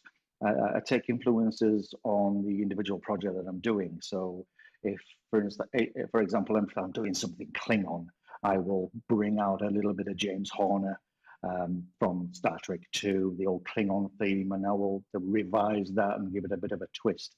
But it's not all straightforward classical either. There's been certain episodes in Potemkin where it's been kind of a little bit neo-jazz and other kind of different approaches towards Star Trek composition and the music, because the music should always support the story. When the music sort of takes over and it's more important than the story, you're going to lose the dialogue. And the dialogue and what's happening on the scene is the most important thing, I feel. The music should be there to support it and add the emotion, a little bit more emotion to the dialogue. 100%. Well, Tony, once again, congratulations on the award. The Trekzone prize pack will be on the way out to you very, very soon. Congratulations once again, friend. All right, thanks very much, and it's appreciated. And all my love to all the Star Trek fan film producers, musicians, and fans out there. Thanks very much. It is almost time for the big awards, but first, let's check in on another of our contenders for Fan Film of the Year.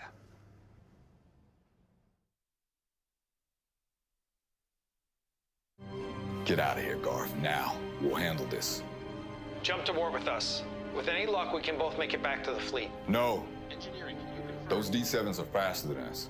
Starfleet can afford to lose both our ships plus Ramirez. We'll handle the battle cruisers. Helm, come about. Chakande, no. We'll beam Ramirez to you. We can lower our ventral shield just long enough to get... Captain, we've just taken heavy damage to the ventral power conduits. It's knocked out the transporters. Damn it. Chakande, can you beam Ramirez? Our transporters are out too. Garth, this is the only way. You've got to get Ramirez out of here now. Engineering, slow to 1/4 impulse, start venting warp plasma. We've got to make it seem like we've been crippled. Yes, Captain. And Commander, be prepared to shut down antimatter containment. On my mark. But Captain, that'll destroy the ship. I know. I know. Aye, sir. Chakande. It's been an honor serving with you, Captain Garth. Now get the hell out of here. The honor is ours, Artemis.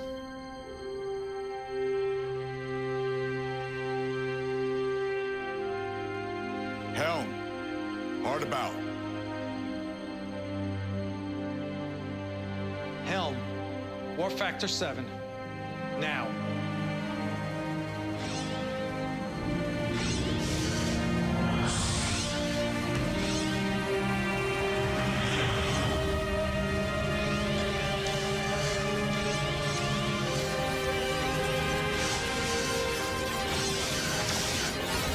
Engineering, shut down the antimatter containment unit now.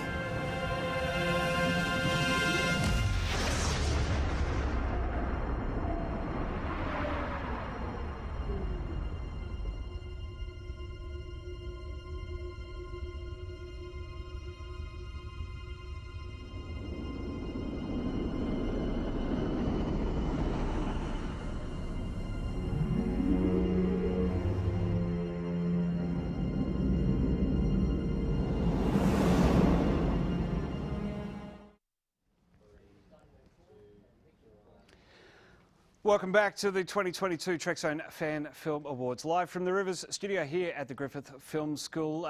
Who will be the winner? of the Fan Film of the Year. You're going to have to stick around and wait to see who that is. Just a few more categories left. Let's check in with Keeley now, keeping an eye on all things social media. We are on that troll, Keeley. You've gotten rid of them. I have. Good. Weirdos. Anyway. Give us some comments. What are people saying? Are they commenting on my hair? No. No? Good. Now they will, because you've mentioned it. Good, I hope so.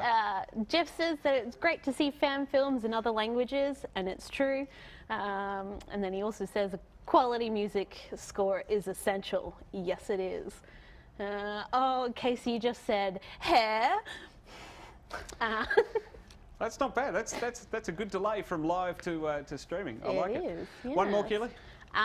And hang on, I found Joshua Owen says, I think Sam loved this one, especially because all of those ships are in uniform. They are good to look at. Our director just cut away from her winky face. Do the wink again, Keeley. Hang on, wait, cut, go. Beautiful, there we go. Let's keep moving through our categories as we fast approach the biggest one of the afternoon. Right now, the Best Supporting Actor. And the nominees are...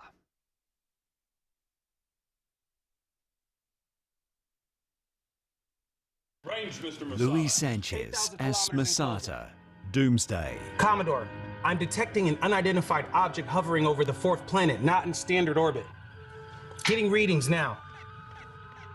It's miles long with an enormous power grid on a scale I've never seen. Its hull is reading as solid neutronium. Unable to scan the inner mechanism due to heavy subspace interference. Is this the source of the interference? Affirmative. Like some general energy dampening field. It's blocking our sensor scans and long-range communication. I've never heard of any such technology, but I believe we may be looking at it.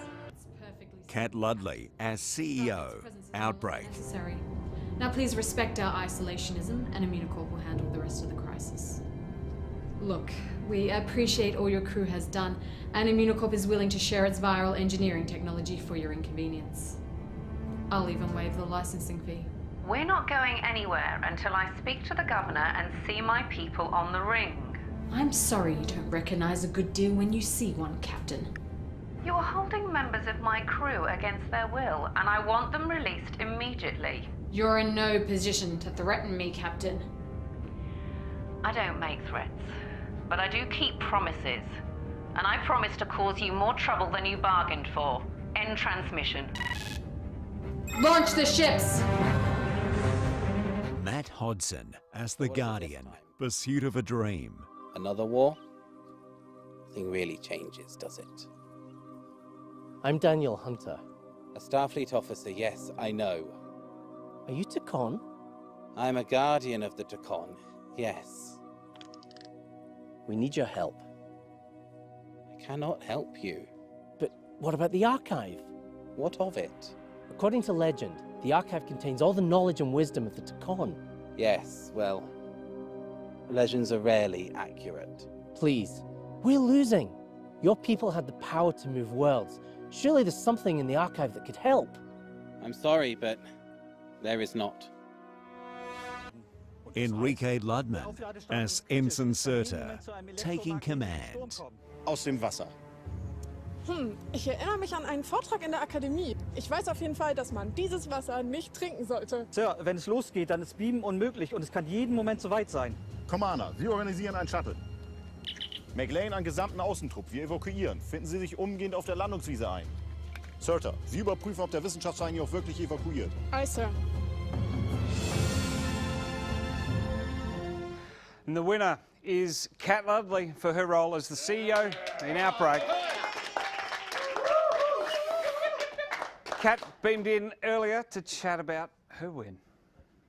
Kat, welcome to the Trekzone Fan Film Awards. Thanks for beaming in and congratulations. Well, thank you so much.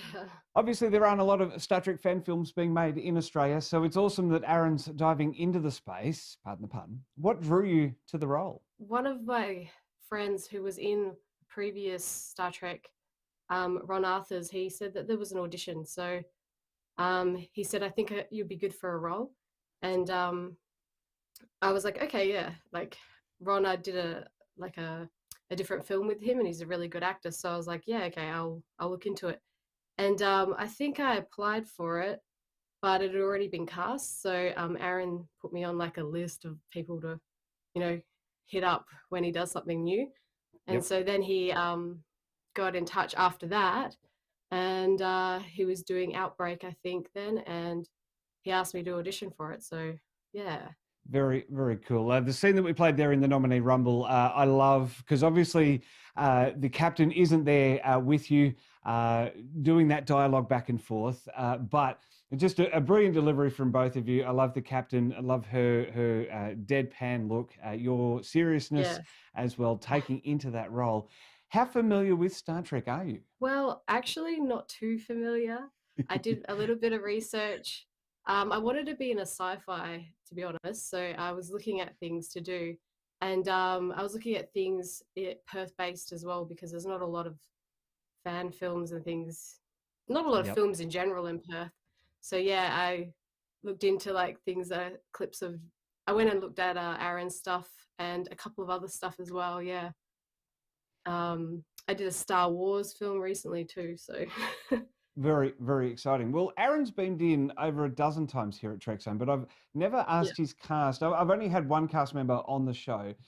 What's he like as a director? Oh, he's really, really, really organized, very professional. He knew what he wanted straight away. When we went into a table read, and he gave us like very good direction on like my character specifically. I had to be a lot more evil, so I was just... like spiteful in the way I say words, so he gave me like certain things to say, and then on set I had to roll my eyes and do all this, just ham it up a lot more, but yeah, and yeah, he was lovely to work with too. I think the awesome thing for me is the fact that he films a lot of the stuff in his parents' garage there in the suburbs of Perth, which is just it's a really nice and tight space. But everything gets done. You know, we were there for one of his films, The Fall of Starbase 1, just a professional, tightly organised crew, and just an amazing thing to see. Would you beam into science fiction again? Would you beam back to Star Trek? Yeah, for sure, yeah. Well, congratulations again. Thanks for beaming in. And you are Trekzone's Best Supporting Actor or Actress for 2022. Thank you so much. Well, the incredibly talented folks who put these fan films that we're honouring in this live stream, and the dozens more out there that just missed the cut, are what the next award is all about. It's the best executive producer or producer, the ones whose passion drive the success you've seen on display over the past hour and a half. And the nominees are... Aaron Vanderclay, Beyond the Sun.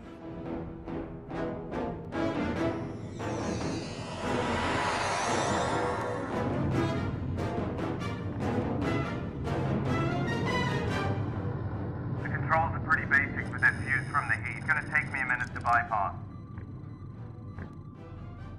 I don't believe it. What? They're in some kind of self-induced coma. Life signs are stable. There's no active suspended animation. They're just asleep. Well, if they're not in any immediate danger, Doctor, you can come help me. I need you to reroute the secondary protocols and emit an ion pulse through the navigational controls. Can do. That'll cut out the left thruster, divert full power to the right one, and send us hurtling away from the sun. Structural integrity is at 14%. All temperatures at 9,000 degrees. Whose crazy idea was it to do this again, Doctor? I believe it was yours. Well, start believing in miracles. Hold on!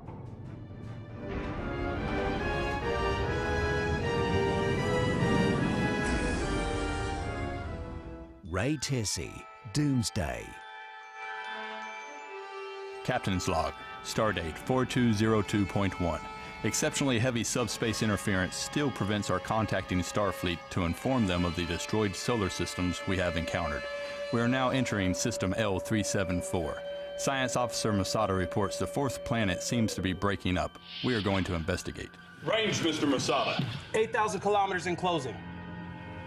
Commodore, I'm detecting an unidentified object hovering over the fourth planet, not in standard orbit. Getting readings now. It's miles long with an enormous power grid on a scale I've never seen. Its hull is reading as solid neutronium. Unable to scan the inner mechanism due to heavy subspace interference. Is this the source of the interference? Affirmative. Like some general energy dampening field. It's blocking our sensor scans and long-range communication. Captain's log started. Gary Davis, David R. Wren, and Alan Anderson. The more things change. Where an unusual object has been detected by long-range scans, but has not yet been located.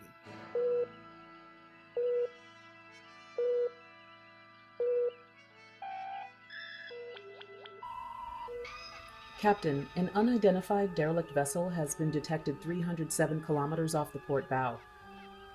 There are no signs of life. What do we know about it, Commander?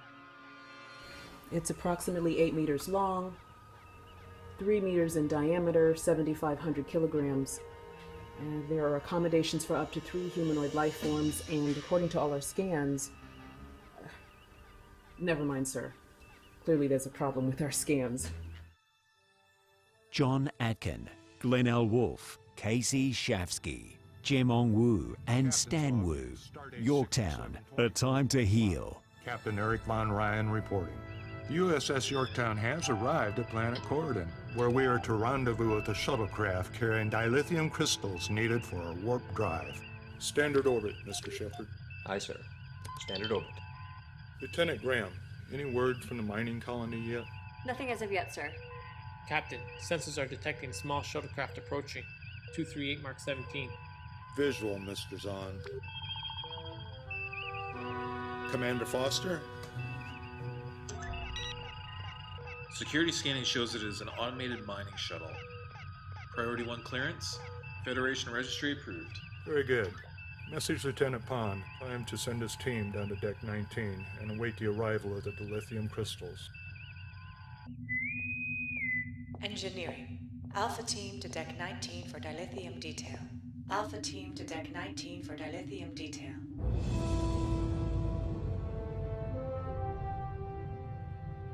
Opening bay doors. Transferring power to the tractor beam.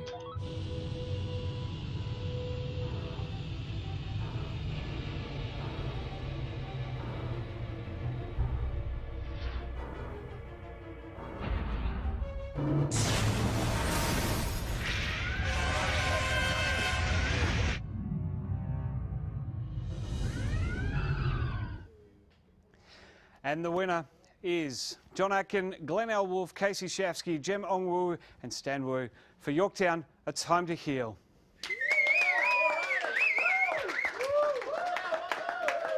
Well, Casey joins me now live. Casey, congratulations on this very exciting win. A long time in the making, my friend. Thank you so much. This is wonderful. We're able to, finish something that Stan and John started decades ago, and we all had the security in knowing that the focus of this project was to finish the project and nothing else. So, huge thank you to everyone who's worked on this for so long and brought this to life, and thrilling that we were able to win this. Well, talk us through the production. Why did it take so long?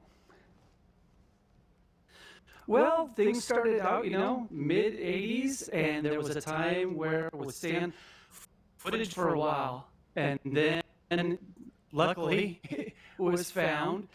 Then it was a deciding of what could be it, getting ADR done years later after original recording, and then just seeing what was going to be going on. Was there a full and life happens. So after a while, it was really interesting. Stan and John got together, and John decided, hey, can I take the reins and finish this up?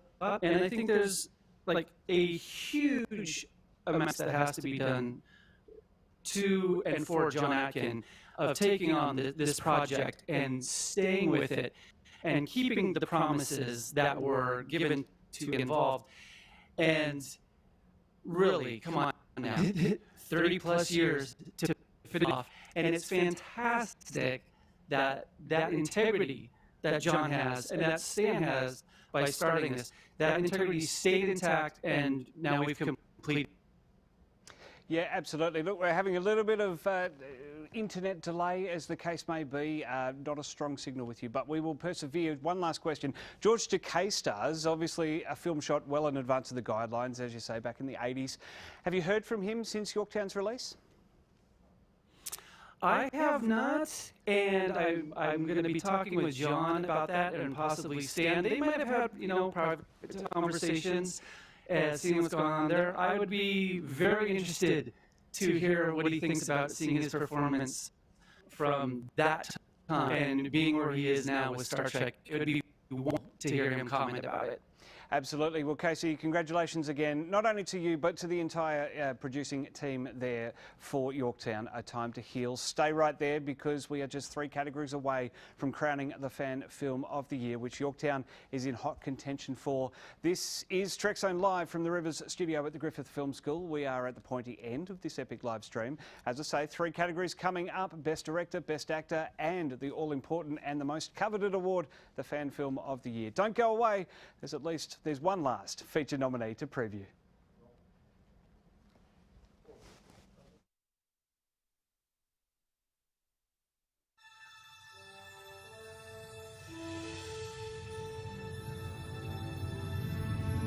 Captain's log, stardate 6724.5. Captain Eric Von Ryan reporting. The USS Yorktown has arrived at planet Corridon, where we are to rendezvous with a shuttlecraft carrying dilithium crystals needed for our warp drive. Standard orbit, Mr. Shepard. Aye, sir. Standard orbit. Lieutenant Graham, any word from the mining colony yet? Nothing as of yet, sir. Captain, sensors are detecting small shuttlecraft approaching. 238 Mark 17. Visual, Mr. Zahn. Commander Foster?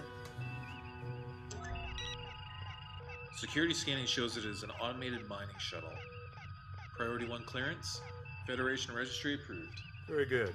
Message Lieutenant Pond. Time to send his team down to Deck 19 and await the arrival of the dilithium crystals. Engineering. Alpha Team to Deck 19 for dilithium detail. Alpha Team to Deck 19 for dilithium detail.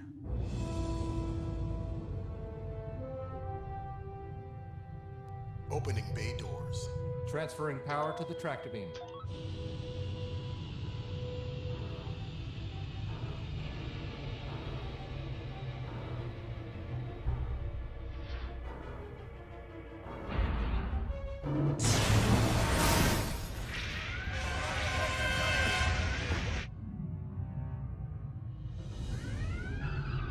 What the hell just happened? The mining shuttle just exploded on the hangar deck. Emergency bulkheads are closing. Catherine, can you hear me? Are you all right? Yes. Yes, I'm all right. Hang on. We're gonna get you out of there. Captain, we have no power below C deck. Engineering. Mechanic, what's your status down there? Hull breach on Deck 19, Section 6. We're running on reserve power only. Van Ryan, the pond. We have a hull breach on 19. I need your team to seal off bulkheads 6 and 7. Sir, Lieutenant Bates is trapped in Section 6. Just need a minute to get her out. Sir, the hull breach is expanding towards the port dock. We've got less than 1 minute before decompression in that section. Seal it off now, Jeff. We can't risk losing the secondary hull. Section RS-32.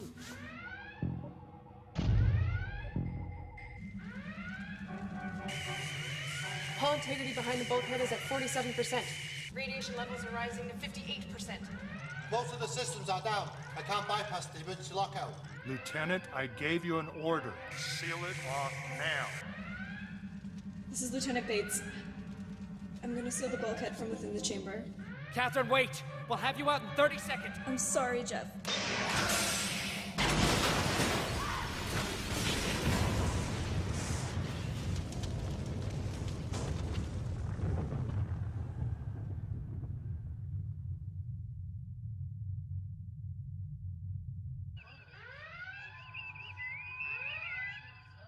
Captain, venting is complete.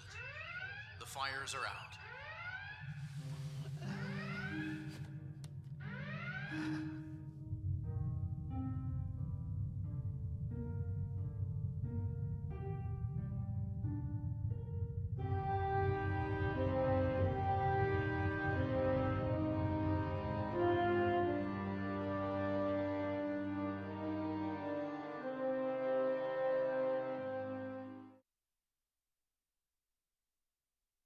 Welcome back to the 2022 Trekzone Fan Film Awards.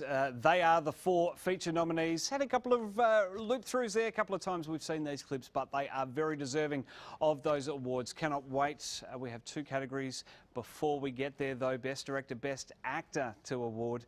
First, though, let's check in with Keeley, keeping an eye on the social media feeds. Surprise, Keeley. Some more comments? Any comments about my hair? Well, Joshua thinks that your hair is great, so I mean, at least someone does. Anyway, back over here. Starship Yorktown says that they haven't heard from George for a while, but we shared the film with his partner and hopefully he will see it soon. So, George Takei, I'm eyeing you, buddy. What else? One more, Keeley. You've got this. You can do this. One more. I know. She doesn't have it. Matthew is ill. Oh, God. I'm so humbled to be part of this. Thank you, William Winham, for creating the Bar High scene. And I'm grateful to be part of this film. Everyone at Zone Studios deserves a huge thank you. Thank you. Thank you. Well done. Good job. All right, bring it back. Let's get back to the awards. The nominees for Best Director are...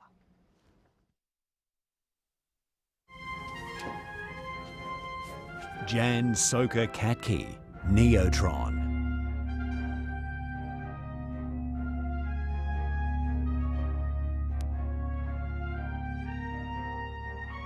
Neutronové částice pokrývají 47% trupu a postupují.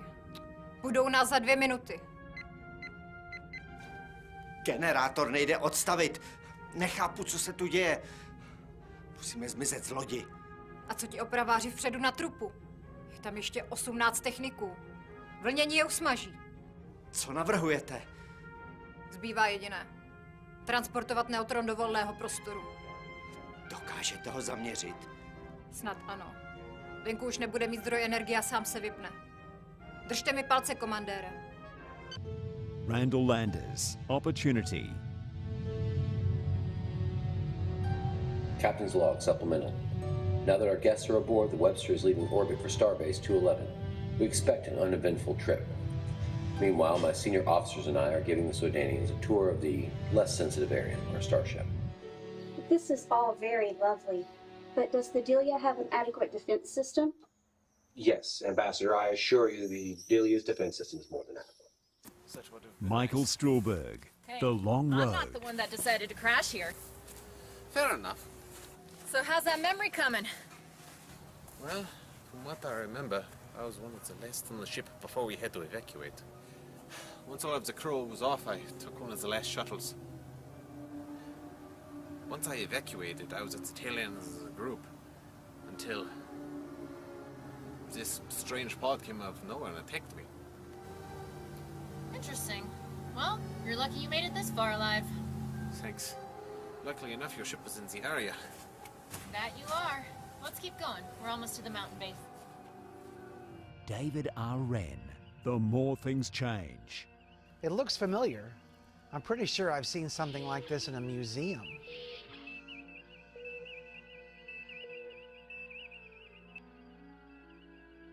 Captain, I believe I may be able to help. All right, Lieutenant. What do you got? In my studies, I have come across vessels nearly identical to this. But this one is new to me. There are additional systems, but I am sure this is a Russian Soyuz spacecraft. First generation, made in 1960s. I don't recall seeing anything like this, though. That is because you learned space history at Starfleet Academy. I studied at Shelyubing State University, where our history was more heavily weighted. But as far as I know, this never passed the design phase. So if this is a Russian craft, how'd it get way out here? And the winner is David R. Wren, Randy Wren, for The More Things Change. Very nice, very nice. Some camera movement there as well. I love it, AC. Thank you very much.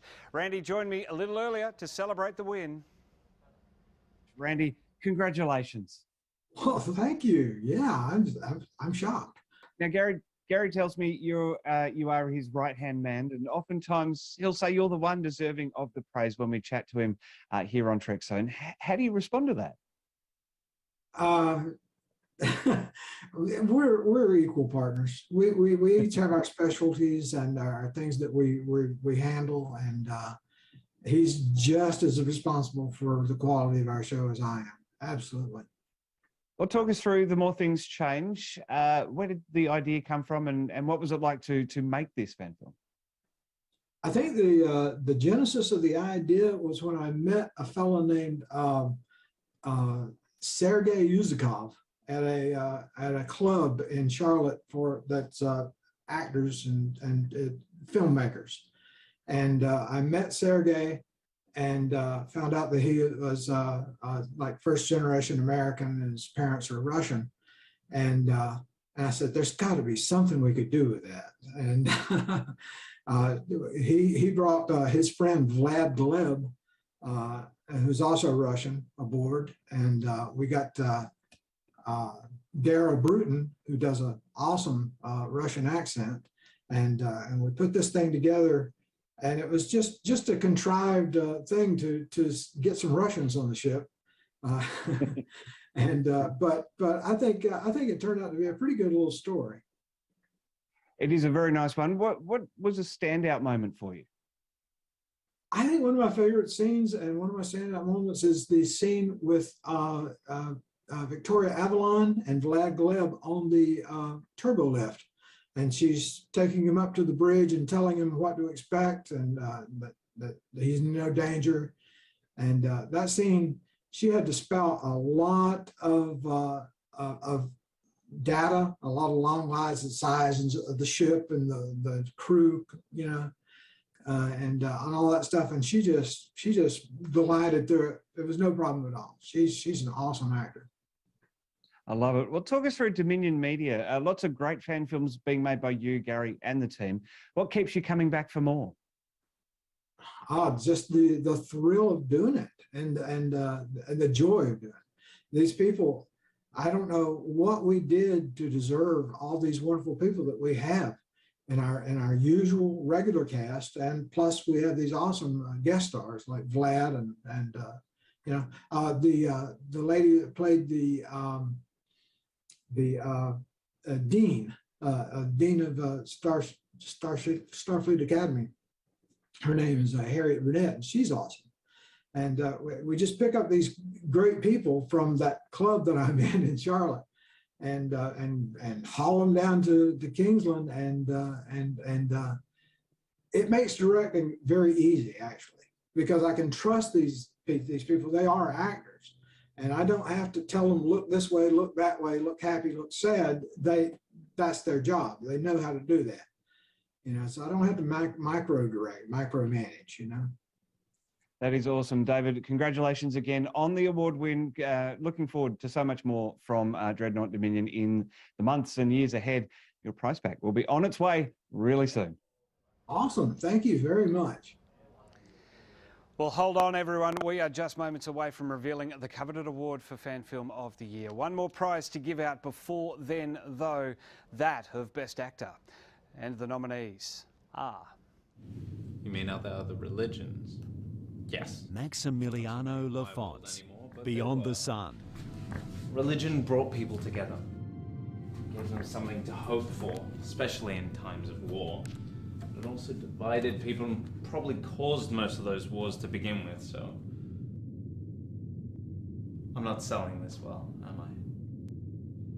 No, not really. Some people find fulfillment in helping others, or learning new things, or just being the best person they can be, without the end goal of reaching a place of perfection. Are we dead? Tyler Donovan as Captain Derek Mason, Cosmic Stream. Who's she? Lieutenant Amira Kaur. She was my wife. The subspace one? Yeah, that one.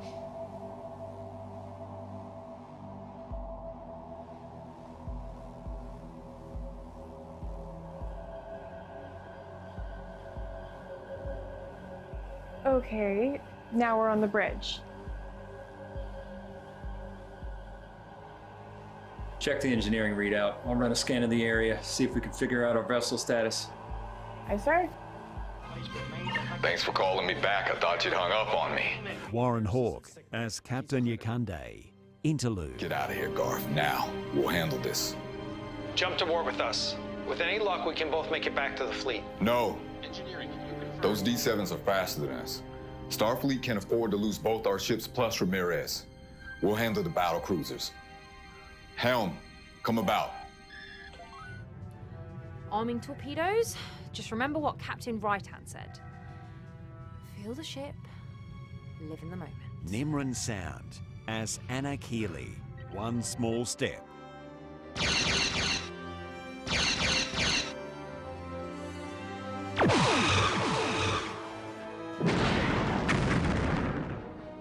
Two down, two to go. I've got this. Warning, ship on collision course. Collision course? Evasive.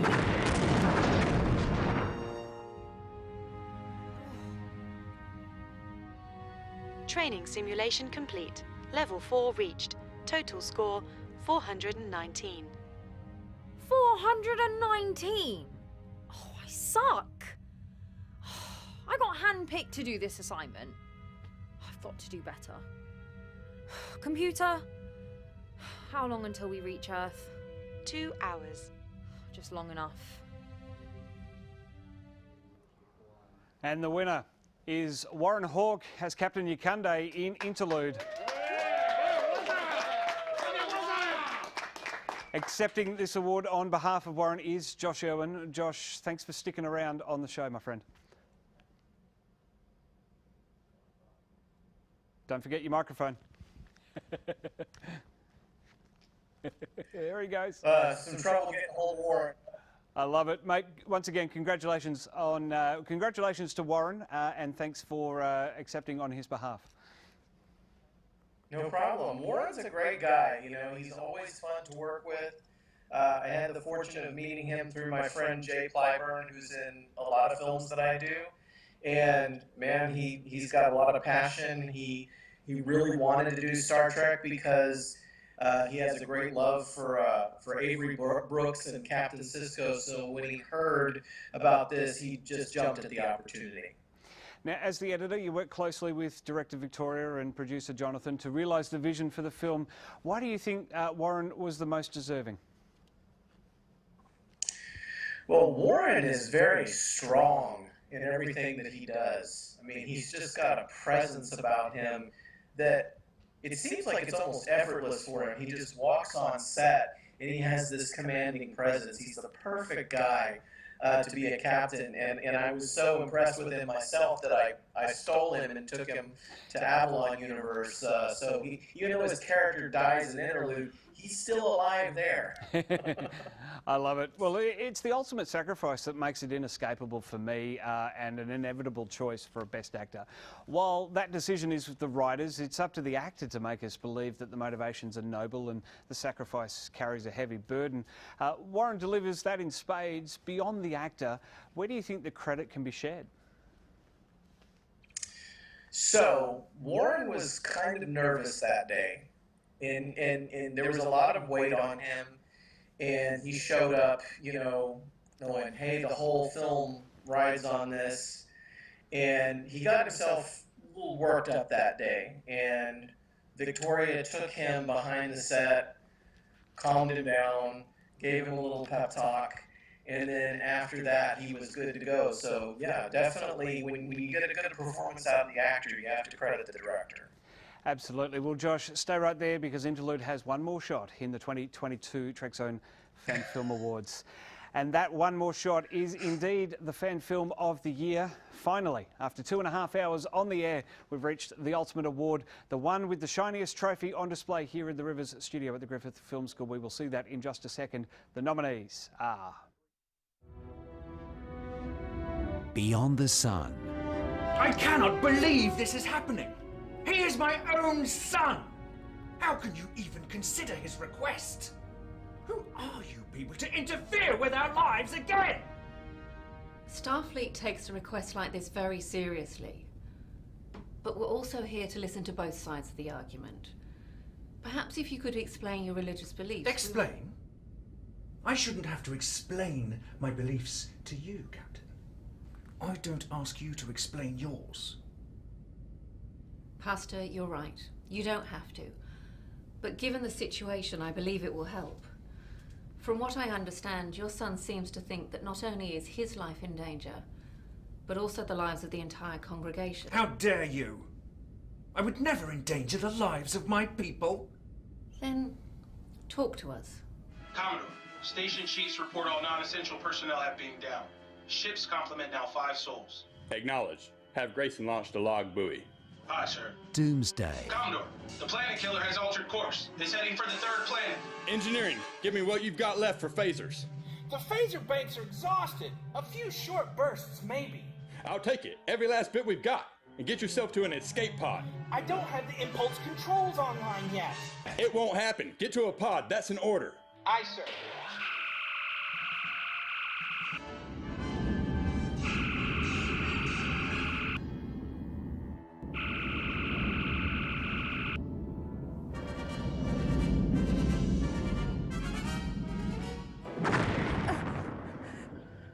Commodore. Commodore? Helm, get us out of here. Commander, we're not moving. It's pulling us in. Weapons?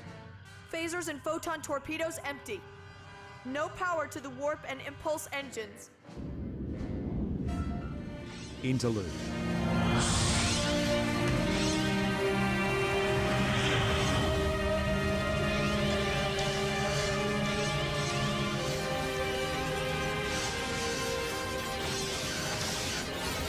Engineering. Shut down antimatter containment unit. Now.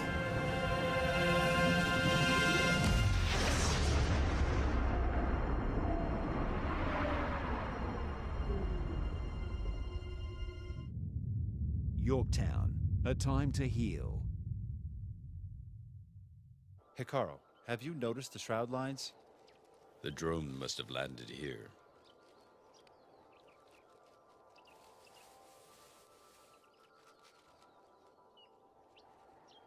Imagine, he wouldn't have been here if not for Catherine's death. Now it looks like all he needs is a little bit more time. Time? Time to heal.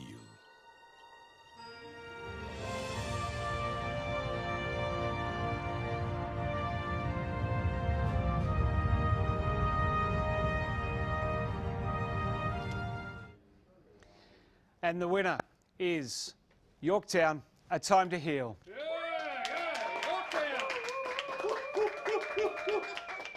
And there we go. The best laid plans come unstuck. AC, throw your focus again. I want to get that shot to where. Here we go. And you're on air, so throw your focus. There you go. Look at that. That Crystal Award is on the way. It is heading over to the team who also took out Best Executive Producer as well. Casey Shafsky is on the line still. A huge congratulations to you and the entire team on taking out the 2022 Trekzone Fan Film of the Year. This is great. This is wonderful. Once again, for everybody, stands, Dahan directed, John Atkin shepherding this for all this time, and being involved with everybody else who was nominated.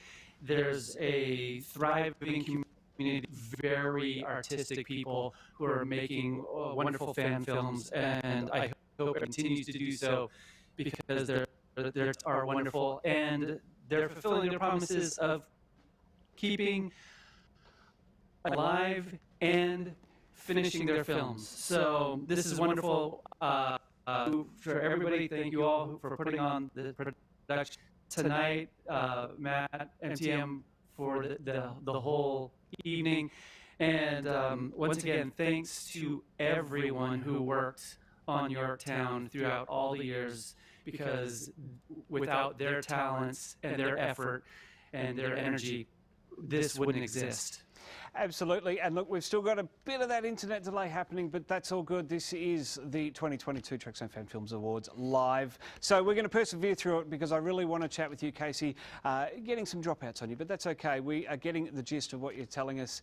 Talk to us about this footage. You know, we've talked about how it was shot in the 80s on 8mm film. Stan Wu put it in the canister, put it to the side. John Atkin told me, I spoke to him off air, he told me about how it was put aside. It was actually John's mum that found it in the bedroom robe in the early 2000s. So to get it back, to have the possibility of finishing Yorktown as well. It became release ready just a few months ago, and now we have this fantastic film that is sweeping awards around the world. Yeah, it's pretty amazing, something that was lost and is found again. It's wonderful that this is out there for everybody to see actors who unfortunately are no longer with us, and also kind of to feel a real genesis of fan films, and to see that completed is, I think, a joy for everyone involved. There are just so many. Look at that! Look at that thing! Look at that! So jazzed for that award. For I love it. Yeah, thank you, man. I was just going to say, included in the prize pack is a packet of Tim Tams and also a small jar of Vegemite that is an Australian staple. Now, I do want to declare that there will be a QR code sent along with the Vegemite so that I can give you a cooking demonstration on how to eat it correctly. It's this prize pack that we're doing for the Fan Film Awards. I did spot a familiar face in a cameo wearing some goggles during one of the earlier scenes. We've seen it a couple of times in the award stream today. Namely, when the engineering team are called to action, one Mr. Samuel Cockings with those goggles. I'm assuming there was some new footage spliced in to tie the story all together as well. Oh, there was. There was a lot of new footage that was filmed in different fan film studio locations. So there's many things going on. You know, James Cawley, his studio up there in New York, for the studio down in Georgia. There were other, Glenn Wolfe doing stuff.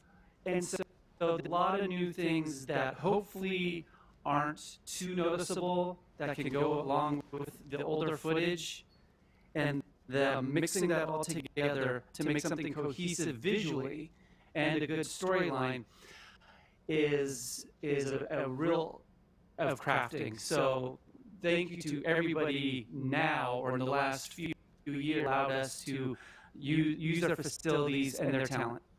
Well, one of the hold-ups in releasing this film was the visual effects. Things have certainly come a long way since even the golden age of fan films in Hidden Frontier. We're now at a point where we can splice all this together. Sam's there with visual effects. We also have Henry, who was on Trekzone last week. Plenty of these amazing people to craft these visual effects and really make CGI an accessible part for Star Trek fan films. Oh, yeah. With talent and the computer abilities that are going on right now, I just think that can expand. The whole part about it is that the CGI isn't the main focus of everything going on. It's wonderful having those visuals that support a strong story, and having the talented people in this fan film community who are able to do that. It's a very wondrous thing to be able to be a part of and go, if you have something in your mind to do, you can probably find an artist who can create that for you on screen and make your fan film even better. And it's just another asset. And as we saw in that nomination rumble, and I mentioned it earlier when we spoke, George Takei cameoed in the film, obviously a product of pre-guidelines, as I mentioned. Has Stan shared how that came about? He has. I don't know the exact story, but I think it was friendships of friendships, and took the initiative of going to certain people and talking to them and saying, I have this fan film idea to do it. Can I interest you in it? So there was a lot of good chutzpah from Stan, getting that moving along. I think, you know, the story would be much better than getting it from me. The history of this is insane and amazing. Absolutely. Stan is on my list to get in touch with and get him on the show, especially now with Yorktown taking out a couple of awards here on Trekzone. Casey, congratulations once again to you and the team on taking out the top gong here at the Trekzone Fan Film Awards. Thank you guys so much.